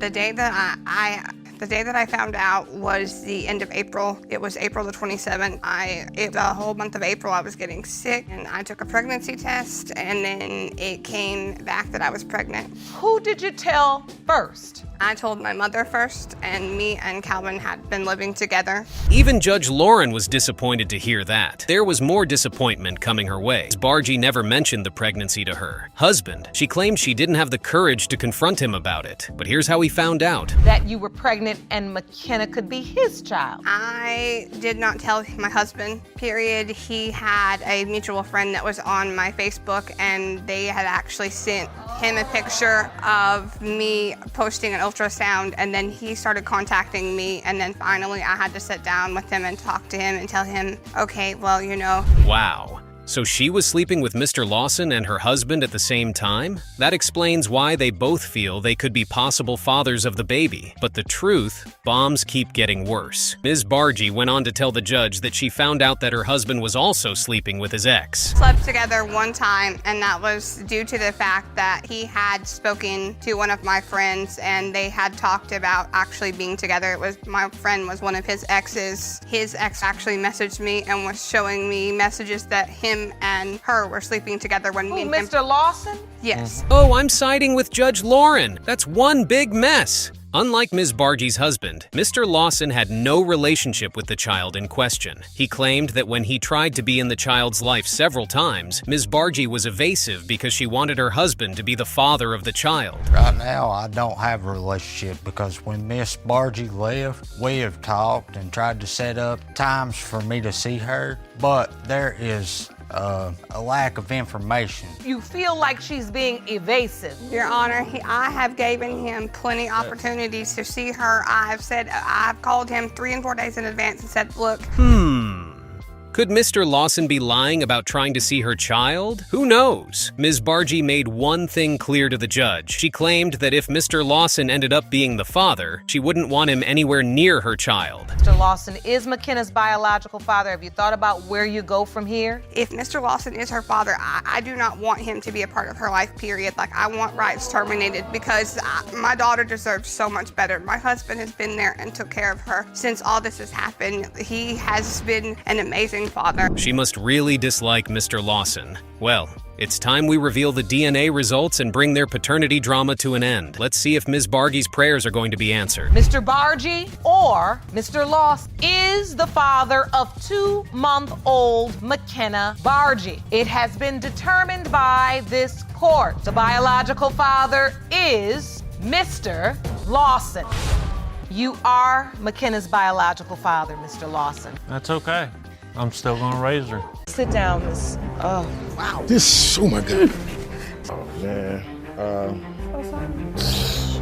that's not what I wanted to hear. I'm so sorry. Me out of the picture, that's why. Because you were never in the picture. How could they push you out of the picture when you were never? Can I give my brother a hug? Through all this, I love my brother. Absolutely. You don't want to hug your sister? I was Do what you there had to for do you. to get There was custody no of other your man child. in your life to be your father. Do what you had to do to I get took the custody. responsibility Okay, you to didn't man take up. responsibility of man up when you were at the bar drinking? That it's not yours, boo. It's not yours. I had sex with you after he was already in my stomach. Exactly. You have another. You had another father. After Who's been more of a father to me than you have? Why You signed the birth certificate. Case 1 Miss Alon was desperate to discover who her real father was. She first met Mr. Holmes at the age of 15 and is now in court trying to prove he is her biological father. Mr. Holmes, however, insisted there was no chance he could be her dad. Ms. Alston, you've come to court to prove to the defendant, Mr. Holmes, whom you first met at the age of 15, that you are his biological daughter. Yes, Your Honor. Mr. Holmes, you say there's no way she's your child, and today the DNA will prove your case. Miss Along began her testimony by explaining that her mother had been married to Mr. Alton, the man listed on her birth certificate. Despite this, she said Mr. Holmes always felt like a real father figure to her. He was like, tell her. And she looked at me and said, this is your uncle. This is your dad's brother. So I proceeded to meet the family, which is my younger brother, my grandmother, aunts and uncles, and they embraced me like if they knew me from day one. So I have always assumed that Mr. Austin was my dad because his name was on my birth certificate. But at 15, she told me that Mr. Holmes can be my dad. Mr. Holmes claimed he had no idea Miss Alon's mother was ever pregnant. He stated that he didn't meet Miss Along until she was 15 and that he had always doubted he was her biological father. Till 15 years later. So I kind of felt that she wasn't mine because I didn't even know that she exists until that time. Did you know she was married? No. And how were you made aware? By my mother. Did you immediately think this may not be my child, or were you just accepting of the news because she says your family was accepting of her? I accepted her because I know how it feels to not have a father. Miss Alon described her first meeting with Mr. Holmes as emotional. She said it felt like meeting a long-lost father, and he was warm and welcoming, unlike Mr. Alton, with whom she never shared a bond. What was that like? It was wonderful. It's actually a good feeling for the kid in me because I've always wanted a dad. So it's actually great. I have abandonment issues from Mr. Alston, so it actually felt welcoming. It felt like I had a father who wants to love me for me. So it felt wonderful. So what was your relationship like with Mr. Alston? Explain that. Your Honor, I hate to say this, but I hate him. I do, because he abandoned me and left me. Mr. Holmes's mother was also present in court and was asked what she knew about the situation. She said Miss Alon's mother had once told her directly that Mr. Holmes was the baby's father. Well, her mother came to me first and said that Donna was my son's child. So I told John, I said, John, Donna is my grandchild. And when her mother told you this, did she say or mention that there could also be other possible fathers? No, she never admitted that to me. She just told me my son was Donna's father. That plainly. The judge then asked Miss Alon if her mother ever clarified who her real father was. Miss Alon said her mother told her it was Mr. Holmes, and she believed it because he always acted more like a father than Mr. Alton did. Did she ever give you a reason? She never did. She's never. Did you ever ask her? No, I never asked. So you just... When she told me and I met Miss Jenny, when they took me in as a family, I just ran with it. But she said he was my dad. Did you run with it because you had such a difficult relationship with Mr. Alston? Yes, Your That you just needed somewhere to run? Yes, Your Honor. When Mr. Alton entered the courtroom, he was in shock. He had always believed Miss Alon was his daughter, and the idea that she might not be was overwhelming. So you're saying that up until recently, you still considered her your daughter? Yes, that's my daughter. There's no way in the world I would not think that. Excuse me, Your Honor. That's my daughter. He calls me his daughter sitting here, but he's never been a dad to me. He's never been a dad. I don't recall no phone calls. But she says she tried to have a relationship with you and you rejected her. No, never. Miss Alon, visibly emotional, told Mr. Alton that money wasn't the issue. She needed a father, not just child support. She accused him of never truly being there for her as a parent. Where's the love? Where's the care? Where's the time? Where's the Christmases? That's what we're here for. That's what we're here for. We're not here about money. We're talking about 15 years, though. We're talking about actually 16 years. After 16 years, you said you had another father. After Who's been more of a father to me than you have, and you signed the birth certificate. Why didn't you come to me 16 years ago? Why should I come to you? We could have done this 16 years ago. You're the parent, I'm the child. Finally, the courtroom grew silent as the judge prepared to reveal the results. After all the tension and emotional turmoil, the truth about Miss Alon's father was moments from being revealed. You are not Miss Alston's father. Mr. Alston, you are not Miss Alston's father. Why is she doing that? Lord have mercy. Oh my God. Sit her down, man. Oh my God. Sit down, Miss. Oh, wow. Oh my God. Case 2. There was a lot of tension in the courtroom as the paternity case unfolded. Hearts were broken, and the only thing left was to determine who the real father was. Mr. Pace stood to lose everything if the DNA results didn't favor him, especially since his girlfriend cheated on him with his best friend. Pace, you say you will be crushed today if DNA results reveal you are not the biological father of your son, Prince. Yes, Your Honor.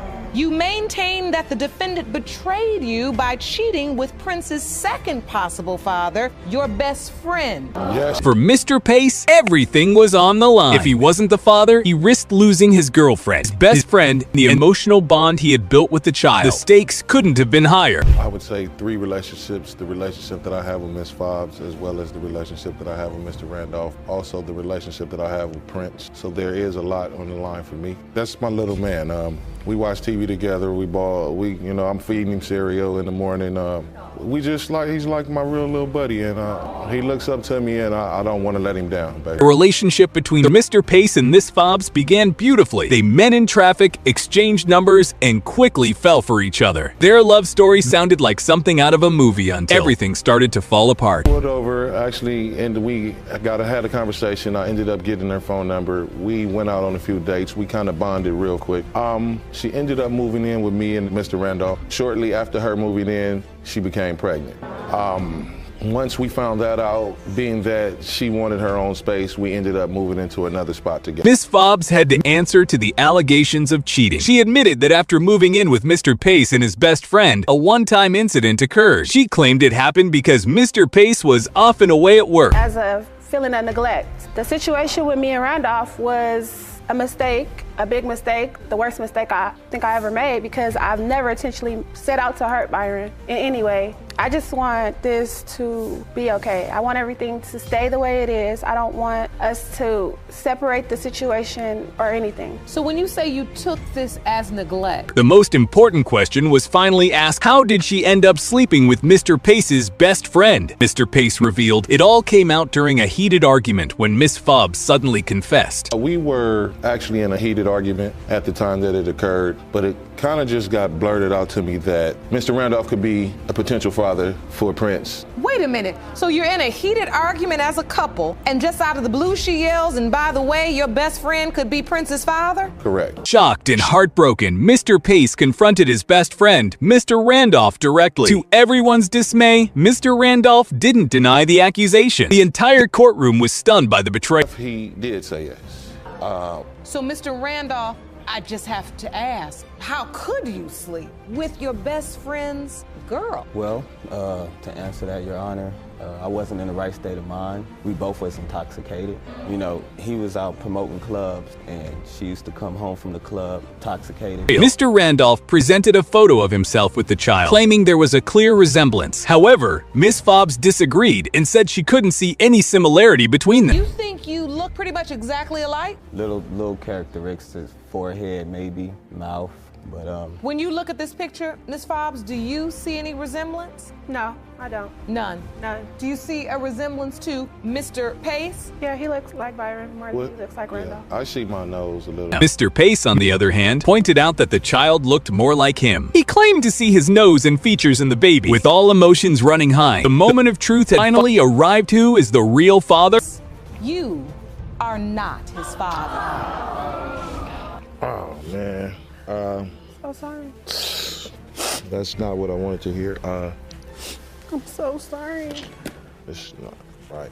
Case 3, Mr. Vaben Kerr is on a mission to prove he's not the father of Miss Ferrari's 1-year-old son, Dawson. He claims their relationship was just a brief fling, while Miss Ferrari insists they were together for over 2 years. Mr. Vadbonker, you have petitioned the court to prove to Miss Ferrari that you are not the biological father of her 1-year-old son, Dawson. Yes, Your Honor. You claim you can prove you're not the father, and when today's results win your case, you want her out of your life for good. Yes, Your Honor. According to Mr. Vaben Kerr, they met through his sister on Facebook. After having unprotected sex a few times, left for several months only to return and hear rumors about Miss Ferrari's infidelity. I met her over Facebook through my sister, and after that, I had unprotected sex with her, and I ended up going away probably 3 to 4 days later. Now, 6 months down the road, I get a letter from my sister stating that Miss Ferrari's pregnant. I haven't talked to her. I tried calling her from where I was, and there's no answer. And then I get pictures in the mail saying, hey, this is your kid. Miss Ferrari, however, is certain that Vaben Kerr is Dawson's father. He admits to sleeping with 2 other men, but firmly believes the child belongs to him. The courtroom is filled with tension as the two argue back and forth. I was thinking he is mine. Now, I get to talking to another guy, and he tells me he's had sex with her, and I look at Dawson, and I look at him, and I'm thinking it's his kid. How did that affect you? I was sick of it.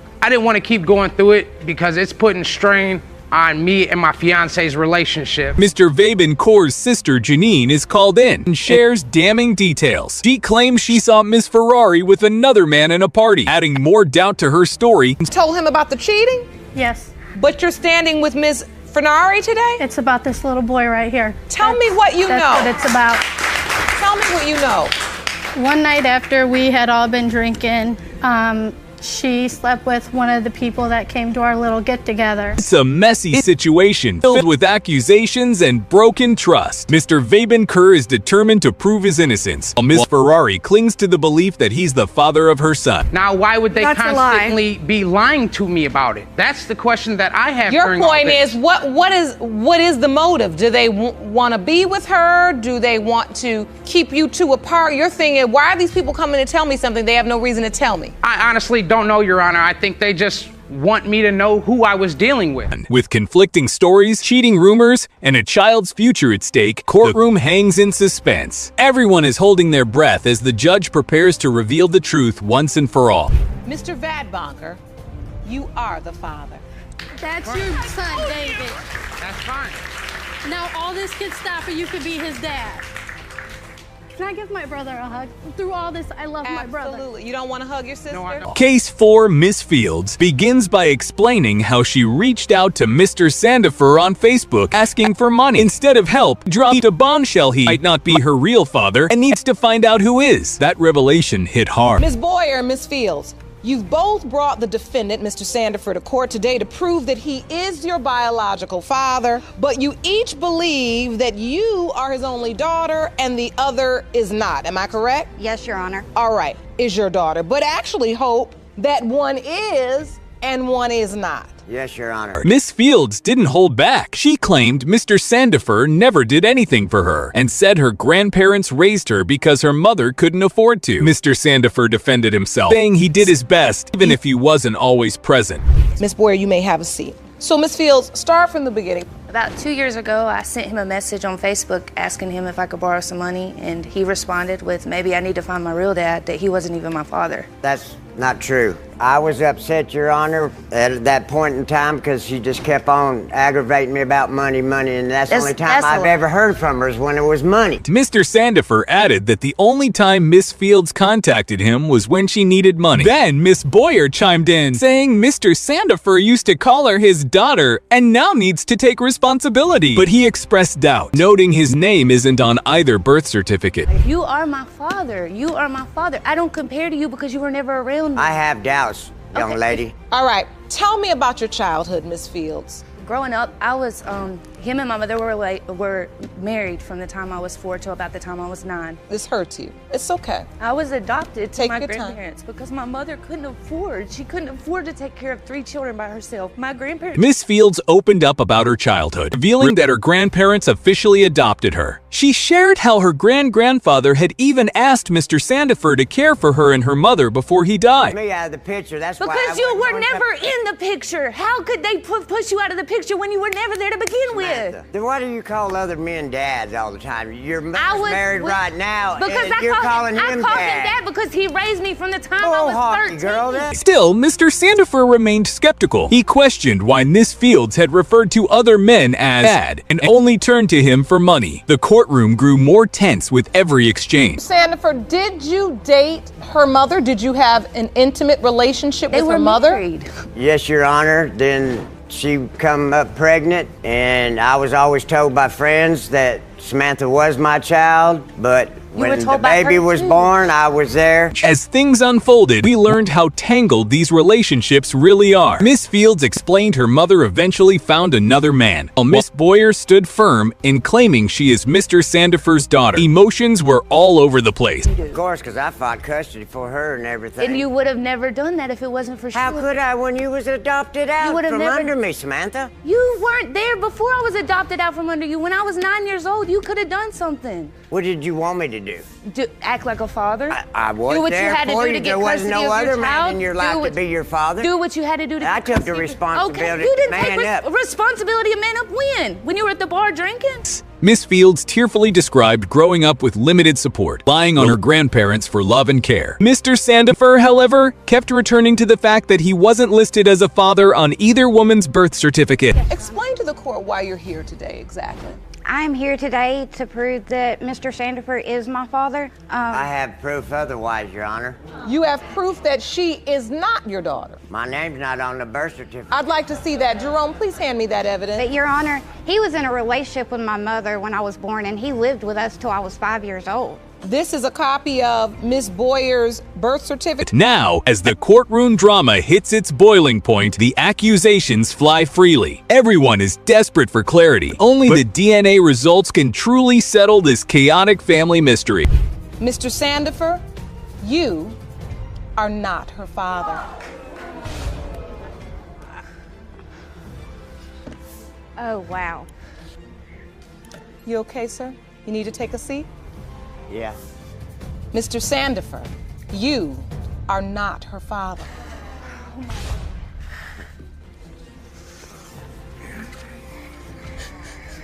Case 5. This case was far from the typical paternity dispute. Miss Parker was completely convinced that Mr. Morton was the father of her child, despite him having a girlfriend. Mr. Morton, however, insisted the timeline didn't match and suspected she was falsely pinning the baby on him. Suit, you claim Mr. Morton fathered your 7-month-old son, Aaron, while in a relationship with his current girlfriend. Yes, Your Honor. You say the only reason he denies paternity is because his girlfriend turned him against you because she's been unable to conceive a child with him. Yes, Your Honor. In addition to the paternity test, you're suing for $2,047 in back child expenses. Yes, Your Honor. The judge was stunned to hear that Miss Parker knowingly got intimate with Mr. Morton, even though he was already in a relationship, and asked about the nature of their connection. Miss Parker's answer shocked the entire courtroom. I have sex with both of them. With Mr. Morton? And Mrs. Lemon.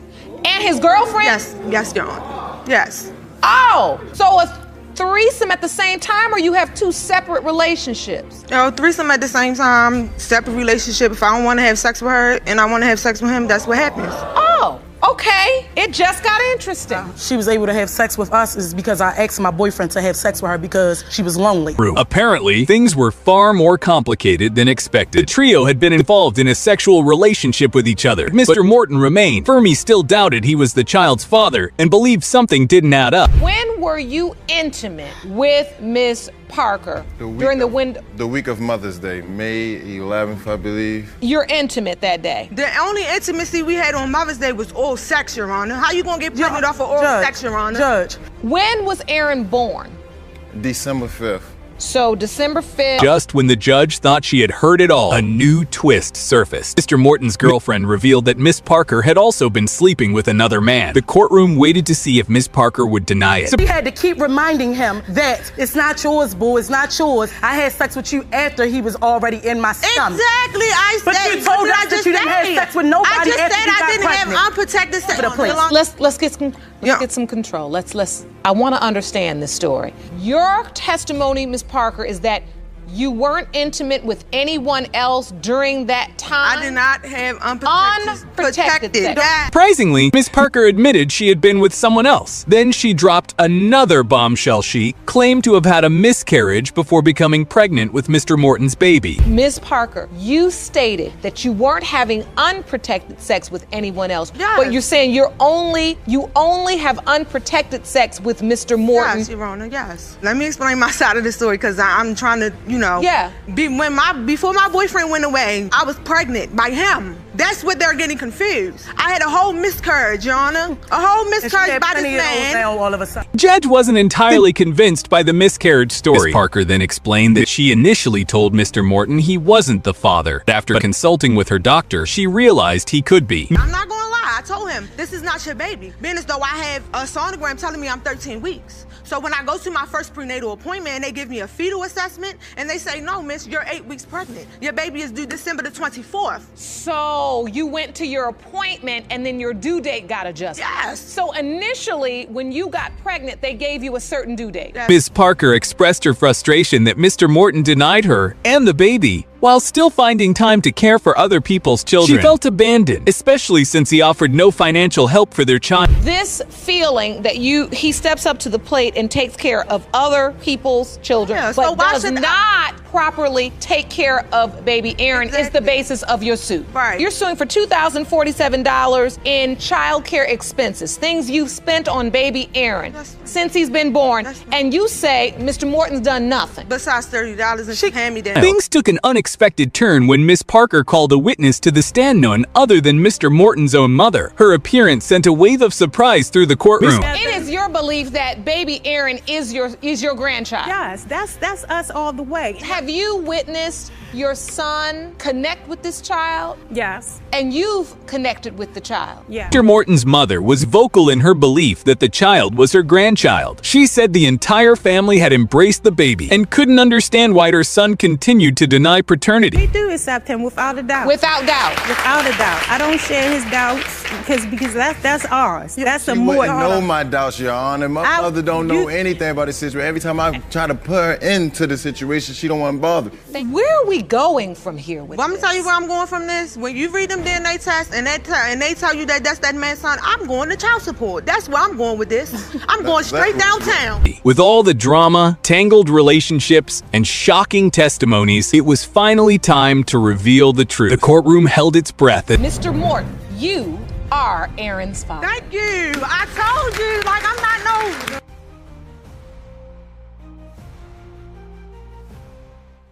Playing two sides of the coin may get somebody hurt, but in Miss Richiel's case, it seems it got her what she wanted. The consequences of her action are here as she's on paternity court, but at least she enjoyed her life for a while. Ms. Rochelle, you are desperate to determine the biological father of your 4-year-old daughter, Jasmine. You confess that one man signed your daughter's birth certificate, yet another man is paying child support. Now, Mr. Harris, you're the potential father who is paying support for a child you believe is not yours. Yes, Your Honor. Ms. Richiel successfully got a man to sign her daughter's birth certificate and another man to pay child support. That's interesting. However, Mr. Harris is in court with his wife, and he's eager to know if the child he's been paying child support for and even got locked up for is truly his child. That's a little bit sad, but let's dig into this. Ms. Rochelle, how did you meet Mr. Harris? I was living across the street from him, and I seen him standing out there, and I was like, oh, he is fine. Okay, so you guys met, and at some point you started a sexual relationship. Yes, Your Honor. Those stories don't seem to match. Ms. Richiel believed she was in a relationship with Mr. Harris, but Mr. Harris said it wasn't anything like that because, to him, it was just a hookup. Judging by Ms. Richiel's face, one can guess she knew along the line, but that woman fell for that fine man, and she didn't care if it was a hookup or not. So tell me a little bit about that. Well, I was over at a friend's house, and I was feeling nauseated. And so she kept saying, you're pregnant, you're pregnant. I was like, no, I'm not. Don't do that to me. And so therefore, I went over to the house, and I took a pregnancy test, and it turned out positive. Thanks to Ms. Richiel's friend for letting her know something was up. Ms. Richiel's unplanned pregnancy wasn't the problem, seeing how she informed the other potential biological father, but ignored telling Mr. Harris. How come Mr. Harris's name ended up in the child support agreement then? Mr. Harris, I want to hear a little bit more about how you ended up paying child support for a child when you're not listed as the father, but you paying child support. How did that happen? I really don't know. You missed your appointment for your DNA test. Yeah, that's how it happened. I missed my DNA appointment, so I had another appointment, but I didn't make that one also. So they just deemed me as the father without actually having DNA. So you were named the father by default because you failed to show up for your DNA test. Yes, Your Honor. Mr. Harris missed a DNA test appointment twice? Now that's Mr. Harris's fault. He should have put everything he was busy doing on hold to get that DNA test done. If he did, he wouldn't be in paternity court right now going through this, or would have previously gone to jail for child support payment for a child. He isn't sure is his. So you didn't show and you were deemed to be the father by default. So now you get hauled off to jail at some point? Yes. What happened? They came to the house. At first I thought I was arrested because of traffic tickets, because that's what the police told me. But once I got to the jail, they actually pulled up my record and said that I owe like $6,000 back in child support. So I guess I owe for over a couple of years or so, I guess. 2.5 months behind bars for a baby you are not sure is yours is insane. But Mr. Harris messed it all up by missing his appointments. It also seems like Miss Richiel doesn't care so much about Mr. Harris's situation, but playing both sides isn't right. Your Honor, when she first started contacting me on his phone, it was on Father's Day last year, June 15th. This day after he went to jail. She kept on writing, Happy Father's Day, love, Jasmine. And I was like, who in the heck is this person? And I never seen. Because you never heard anything about her. I never heard anything about her and at all. And you're his wife. Yeah, well, I wasn't then, but we were dating at the time. You were dating? Yes, but I never heard of her. Never heard of a Jasmine at all.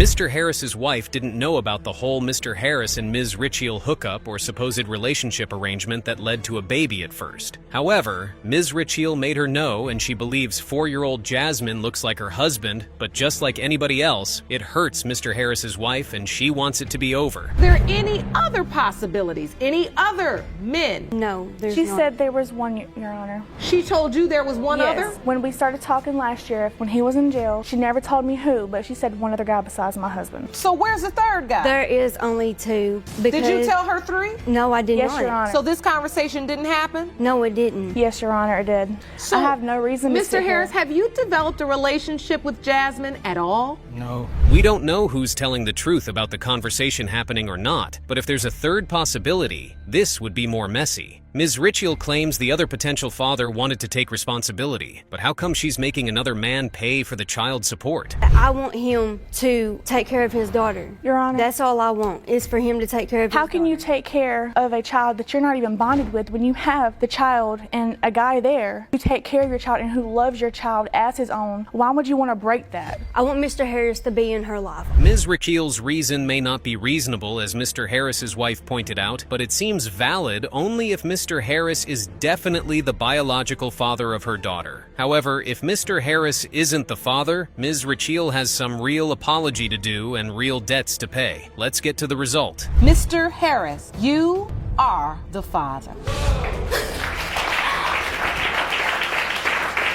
Ms. Epstein wants to be sure if who she thinks is her father is truly her father, and that may be hard since she has never met him before. Will this go right or wrong? Let's find out. Ms. Epstein, you admit that since finding out you were adopted, you've spent your entire life feeling misunderstood and out of place. Now, 27 years after your adoption, you say you may have found your birth father. Today is the very first time you'll meet him. Ms. Epstein found out she was adopted, and that turned her whole world around since she didn't feel like she belonged where she was adopted. Interestingly, Ms. Epstein has left the shores of confusion, as this man in the courtroom may be her biological father, and there's only one way to know.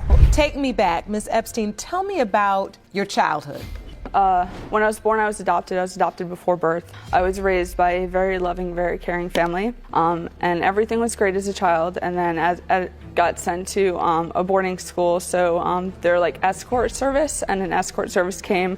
They handcuffed me, put a bag over my head, and The atmosphere gets emotional with Ms. Epstein's tears. Okay, being rebellious at teenage ages seems normal, but Ms. Epstein's story of rebelliousness seems to be over the top. And the way her adoptive parents handled it probably put doubts about them being her biological parents in her head. And I adopted both of my children out to a wonderful family. But like I'm following the same steps as my birth mother, and I don't want to. So that also is really hard. I know that they're in a better place, just like I know that I was in a better place. But it's still hard to give your children up for adoption. So. Oh, absolutely. Ms. Epstein's story went from being a rebellious teenager who left home completely to a sweet love story that bore children, and suddenly back to a pathetic situation where she was homeless and had to adopt her children to another family. Whew, that's a lot to take in. Ms. Epstein thinks it's a cycle in her family, and now she wants to break that cycle. Mr. Robertson, I have to ask you, knowing that this beautiful young woman might be your daughter, how does it hear just finding out all that she's been through? It tears me up, hurts me inside that she went through so much, because if she was with me, it would have never happened.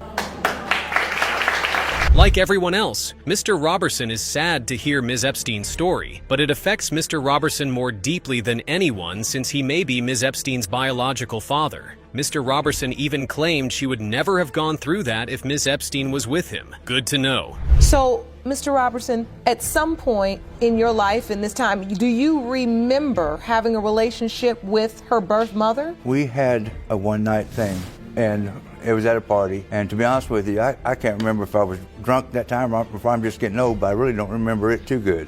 But I guess we did, and I was, right about then, I was getting custody of my 6 kids, which I've raised all by myself from 8 months old to 8 years old till now. Mr. Robertson seems like a good stand-up man, hearing him talk about raising about 8 other kids. However, a one-night stand seems to have led to Ms. Epstein's birth, and her supposed biological father wasn't told about her birth. Ms. Epstein's mother probably thought it would be a hassle to try to convince Mr. Robertson of how their one-night stand turned out. Facebooked me about a year ago and still hadn't told me. I was friends with I was friends with her brother for all my life, and he was on Facebook, and I asked him, why didn't you tell me I had a daughter? He said, I didn't know until a few months ago. We've got a good relationship now, her and I do, over the phone.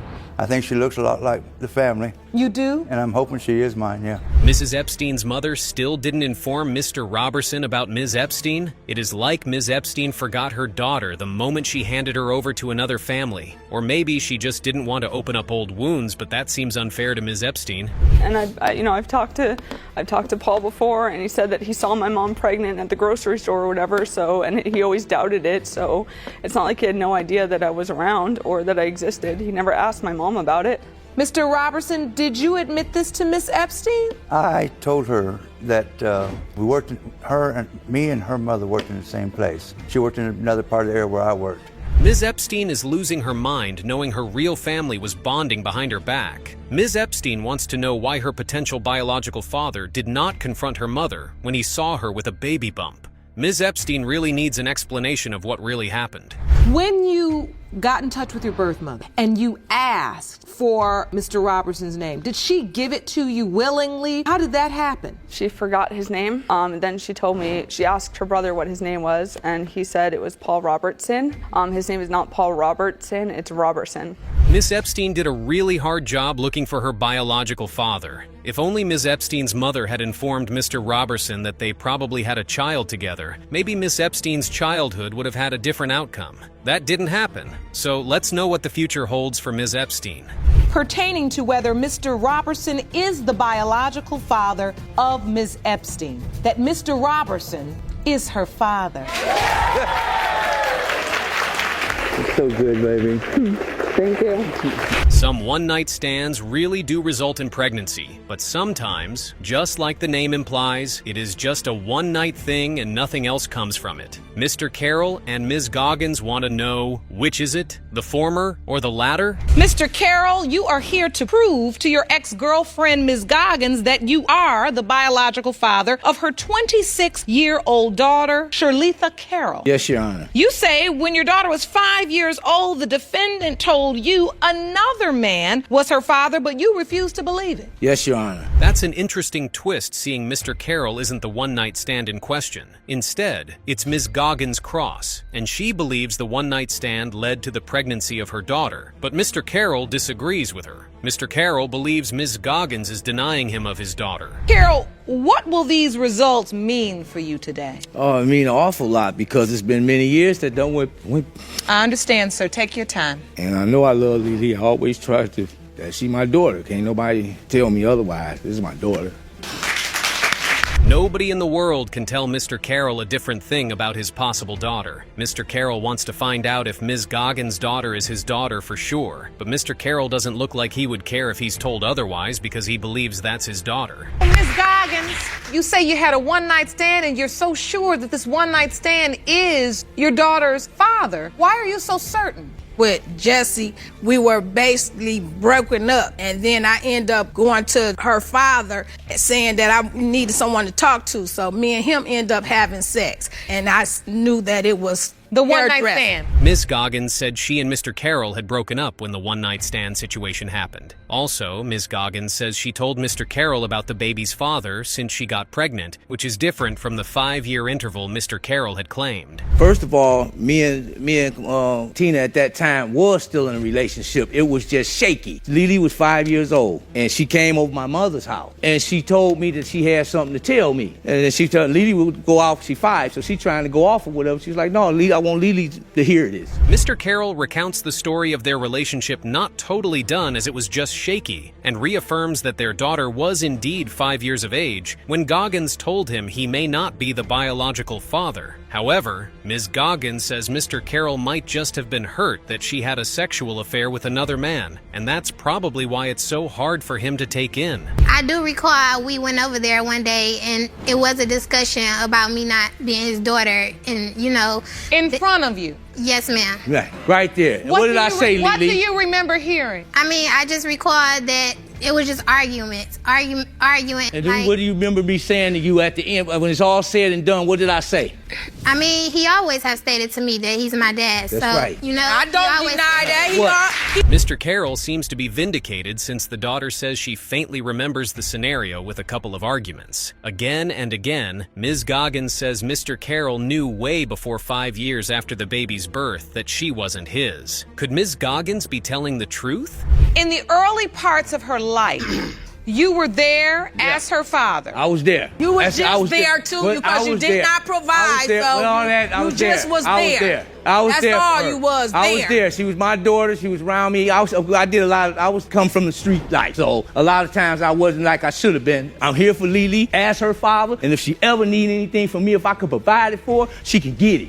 Mr. Carroll genuinely wants the DNA test to come back positive, but it seems Mr. Goggins would do anything for that result to come back negative. The back and forth between these two makes it look like their relationship was never in a good place, or maybe things happened and messed it all up. But I want to understand what your thoughts were growing up. Were you always told by your mom that Mr. Carroll was not your biological father and this other gentleman was? Your Honor, yes, I have. But to be honest, Jesse haven't been in my life. I'm just going off of pictures, Ms. Goggins' daughter agrees that Mr. Carroll was there through pictures and not responsibilities like Mr. Goggins said, but she also believes the other man is her biological father like her mother has been saying. Mr. Carroll on it. Yes, I did. I asked my mom once I got the birth certificate and seen that he was on there. I asked her, and basically she said, ask the other guy. She told me, ask the other guy why he's not on there, and... Did you ever ask him?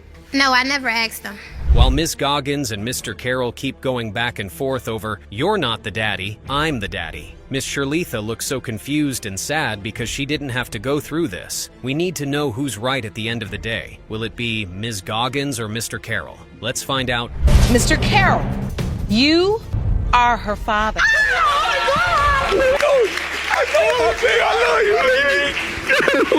Mr. Richardson wants to confirm if he's truly Ms. Robbins' son's biological father, and knowing the truth before long-term commitment won't hurt anyone but Ms. Robbins think otherwise. Mr. Richardson, you claim you made a huge mistake. You signed the birth certificate of the defendant's 2-month-old son, DeMarlon, even though you doubt you are his father. You want to prove your case before you end up paying child support for a baby you know isn't yours. Ms. Robbins, you say the plaintiff's only mistake is denying your son because you claim the DNA will prove that he is DeMarlon's father. Is that correct? That is correct. Mr. Richardson doesn't have a problem with paying child support, but he is itching to know if that son truly belongs to him, while Ms. Robbins claims she has nothing to be scared of, as she knows for sure that her son is indeed also Mr. Richardson's biological son. Mr. Richardson, why'd you sign the birth certificate if you doubted paternity? It was at the moment, and I felt that, I don't know, it may be mine, but I don't know. He was there during the whole entire time, during delivery and pregnancy. He was there, but he also signed the recognition of parentage. Mr. Richardson stepped up to the plate after childbirth to sign the birth certificate, even though he had doubts during pregnancy. Mr. Richardson claims his emotions made him do so, and of course, the million-dollar question he asked Ms. Robbins, to which she responded that Mr. Richardson is her son's father. Deanna, you gotta realize, when I was dating her, she's very sneaky. So are you. So are you. How, Mr. Richardson? She was sneaky from the start when I met her, Yana. I met her at a club, approached her, didn't think she was gonna give me the time of day or nothing. So he pursued me. I did. Yep. You're right about that. I did pursue you. For a long time. I got out there. Yep. Married? Mr. Richardson pursued Ms. Robbins knowing she was married, and he claimed she's sneaky. Yeah, she might be, but Mr. Richardson isn't left out of the loop just like Ms. Robbins said. However, Ms. Robbins claimed she told Mr. Richardson that she was divorced, and with proof to back it up. Especially if it was just me and him for the last 3 years. That was at first. No, and but you know when that. you showed me that paper, it was on the internet. I looked it up. And he said that anybody can be on the internet, but I showed him the declaration. So he just doesn't believe anything, including that DeMarlon is his. Ms. Robbins not having the declaration of her own divorce sounds weird, but it isn't impossible. Also, Ms. Robbins puts the icing on the cake to reaffirming her certainty that Mr. Richardson is the biological father of her son by saying he was the only man she was with during the window of conception. Okay, tell the court what happened. So the night it was during Christmas, and we had just bought a couch, and I just moved into my place, and within that week time, like me and Mr. Richardson basically gave our house a blessing, or my house a blessing. A blessing that I didn't finish. Okay, but that's not no one's fault but yours. Mr. Richardson seems so childish in this courtroom. Ms. Richardson believes Ms. Robbins' son is not his since he was unable to finish the acclaimed blessing they were trying to do. Just kind, Ms. Robbins said once again, that's no one's fault but Mr. Richardson's. She asked me, what do you want to do? I said, we're going to have the baby because we doing some stupid stuff. I'm not going to blame this child. We're going to have it. So you decided that we should have the baby? Pretending I was happy. I just pretended. Oh, you were pretending? I'm pretending like I was happy. You were pretending like you were happy? That's nice. That's nice. Pregnant sex? Okay. Mr. Richardson pretended to be happy about the pregnancy and stayed with Ms. Robbins. That's unfair. Mr. Richardson could have acted genuinely and opted for a DNA test at birth, but he chose to do the opposite, and he's crying wolf in the courtroom right now. Mr. Richardson, please tell me if there's any other reason you have doubt. Oh my God, there's a million, but I'm gonna try to narrow down to at least one or two. I went to one doctor's appointment with her, right? And then I went to go to the other ones. She told me, no, you don't have to come. I don't need you to hold my hand. I don't need you to hold my hand. You're telling me what? He's not mine, this is not my baby, all this the whole time? Mr. Richardson must have thought Ms. Robbins opted to go for the second doctor's appointment with the biological father. That's illogical, but then again, it seems logical at the same time. Mr. Richardson also believes Ms. Robbins was being sneaky given the way she could get her apartment rent paid after she had claimed not to have any money 3 days prior. Miracles happen, Mr. Richardson. So is this the first time you've tried to get a DNA test, Mr. Richardson? No, it's not, Yana. She made an appointment. We supposed to split 135. It was 2 something to go get a DNA test. She said, I set an appointment. I'm going to come at 4:30 when you get off work. I got there at 3 o'clock. But I made the appointment. Yes, you made the appointment. Mrs. Robbins becomes the one at fault after not going for the appointment scheduled for DNA testing. That must have surely planted more doubt in Mr. Richardson's mind, coupled with the previous stories. Ms. Robbins may be 100% sure that's Mr. Richardson's baby, but Mr. Richardson can't be, and we are here to find that out. Mr. Richardson, you are the father. You really didn't know? Having a family member on your enemy's side may be one of the most cruel things any human can deal with. But what if the family member opposing the person is on the right side of the situation? Let's find out who's right, whether it will be Ms. Hicks or her sister being on her potential baby daddy's side. Ms. Hicks, you say the sins of your past have brought you into court today to save your relationship. You are petitioning the court for a DNA test to prove that the defendant is the father of your 3-month-old daughter, Honesty. Is that correct? Yes, Your Honor. Mr. Smith, you say you have medical evidence to prove you are not Honesty's father. Ms. Hicks is without a doubt reaffirming that her baby belongs to Mr. Smith, but Mr. Smith claims that's false, and he's in court with Ms. Hicks's sister to further prove that he isn't Ms. Hicks's baby's biological father. So, Ms. Hicks, how does it make you feel hearing Mr. Smith deny paternity? I know I've only slept with him, and I know who my children belong to. Like, hearing this from him and him getting it from my own full-blooded sister,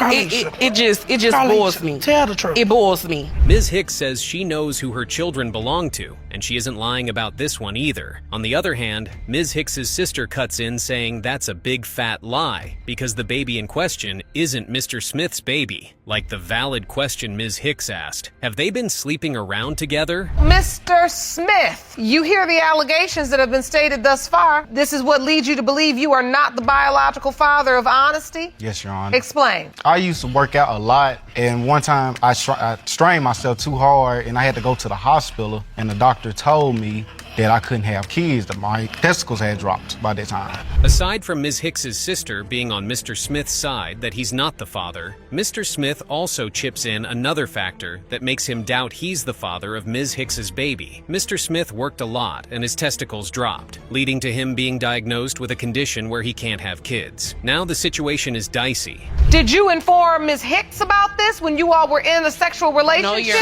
No, Your Honor. He never informed me about any of this. When he did tell me, this came up like 2 months after Honesty was born. Like, she's living proof that you can have kids. I didn't make this baby myself. Ms. Hicks says Mr. Smith didn't inform her about his condition until the baby was born, but Mr. Smith claimed that was the opposite of what happened because he's sure he had told Ms. Hicks that he can't have kids. Ms. Hicks says it was impossible she made the baby herself since she didn't have any sexual contact with any other man. Whew.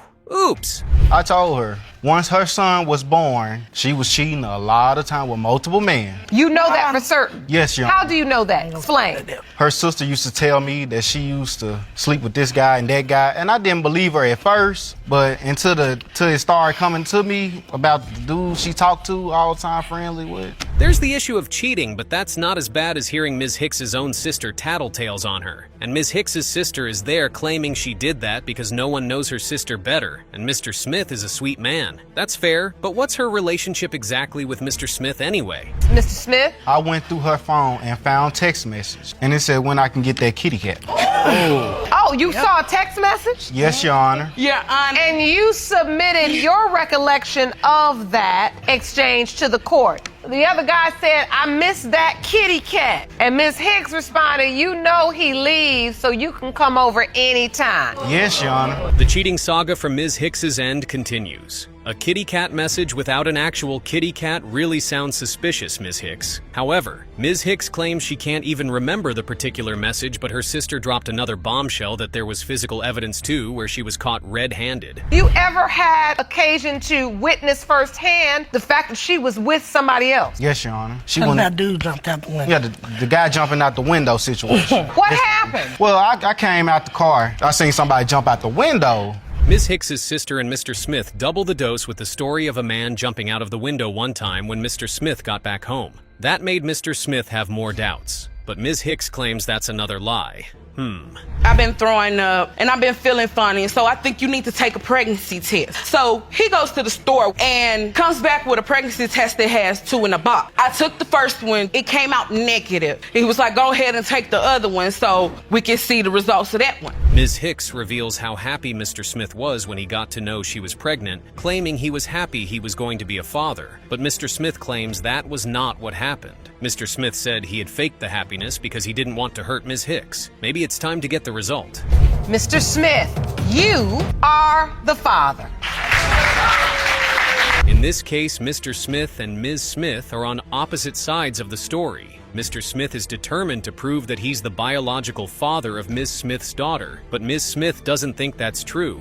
Mr. Smith, you have brought your estranged wife to court to prove that you are the biological father of her 4-year-old daughter, Christina Cookie Smith. You signed the birth certificate and have been daddy since she was born and claim you know you are her father. Is that correct? Yes, ma'am. Mrs. Smith, you admit that you allowed your husband to sign the birth certificate and initially believed he was Cookie's father. Ms. Smith saying her daughter isn't Mr. Smith's biological daughter because she's growing up without Mr. Smith's body features seems unreasonable, except there's another person in the equation that the baby may be resembling as she's growing older. Mr. Smith, take us back to the beginning of your relationship with Mrs. Smith. In the beginning, we actually met in middle school. We went out through, like, I want to say 7th, 8th grade. And then we reconnected after high school. All right, and you dated, fell in love? Right, we actually got married. Okay. Oh, nude photos? Indeed. There's another person in the equation which must have triggered Ms. Smith into thinking her baby belongs to the other man. Mr. Smith must be so confident to still believe he's the biological father of the baby. Nude photos of your wife or of the man? Excuse me, Your Honor. I've never seen any of these alleged text messages that he's talking about. Well, did you send them? I mean, even if you haven't seen them, did you send them? Yes, ma'am. Okay.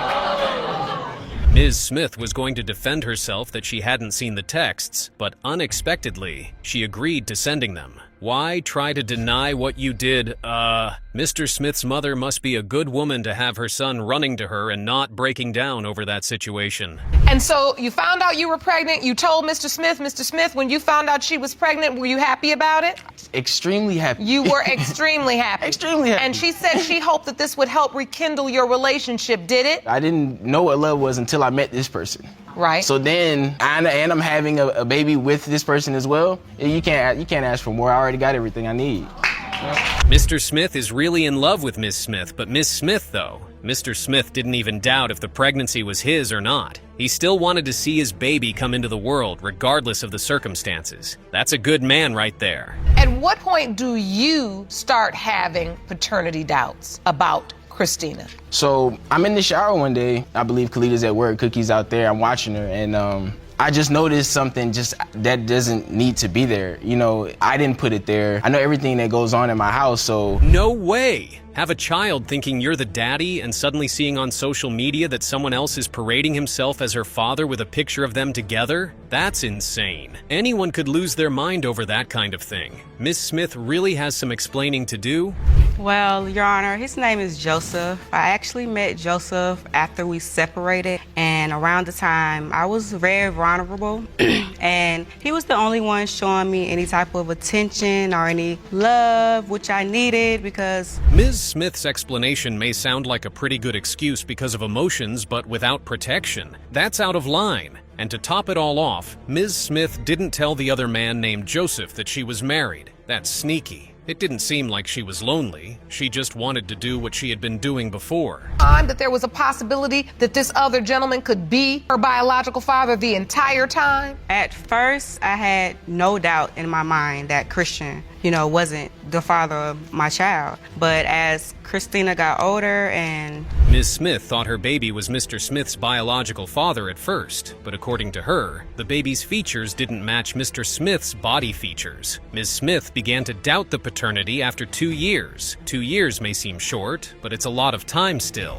I seen her walking down the sidewalk, and I actually ran behind her, and we exchanged numbers. We talked on the phone for a little bit, not too much in depth, but we talked for a little bit, and then maybe a couple days after that, we met up. Did she tell you she was married? No, ma'am. I had no clue. So when did you find out about the baby? I don't know a time verbatim, but... Hearing from the other man, it didn't seem like he was at fault for anything. Ms. Smith caused the mess. Ms. Smith claimed she was lonely when they separated and hooked up with another man, when in fact Mr. Smith initially separated from her due to her unfaithfulness. Ms. Smith still made the same mistake, and that is what is about to define her future. Of Smith versus Smith, pertaining to whether Mr. Smith or Mr. Prater is the biological father of 4-year-old Christina Smith. It has been determined by this court. The biological father is Mr. Prater.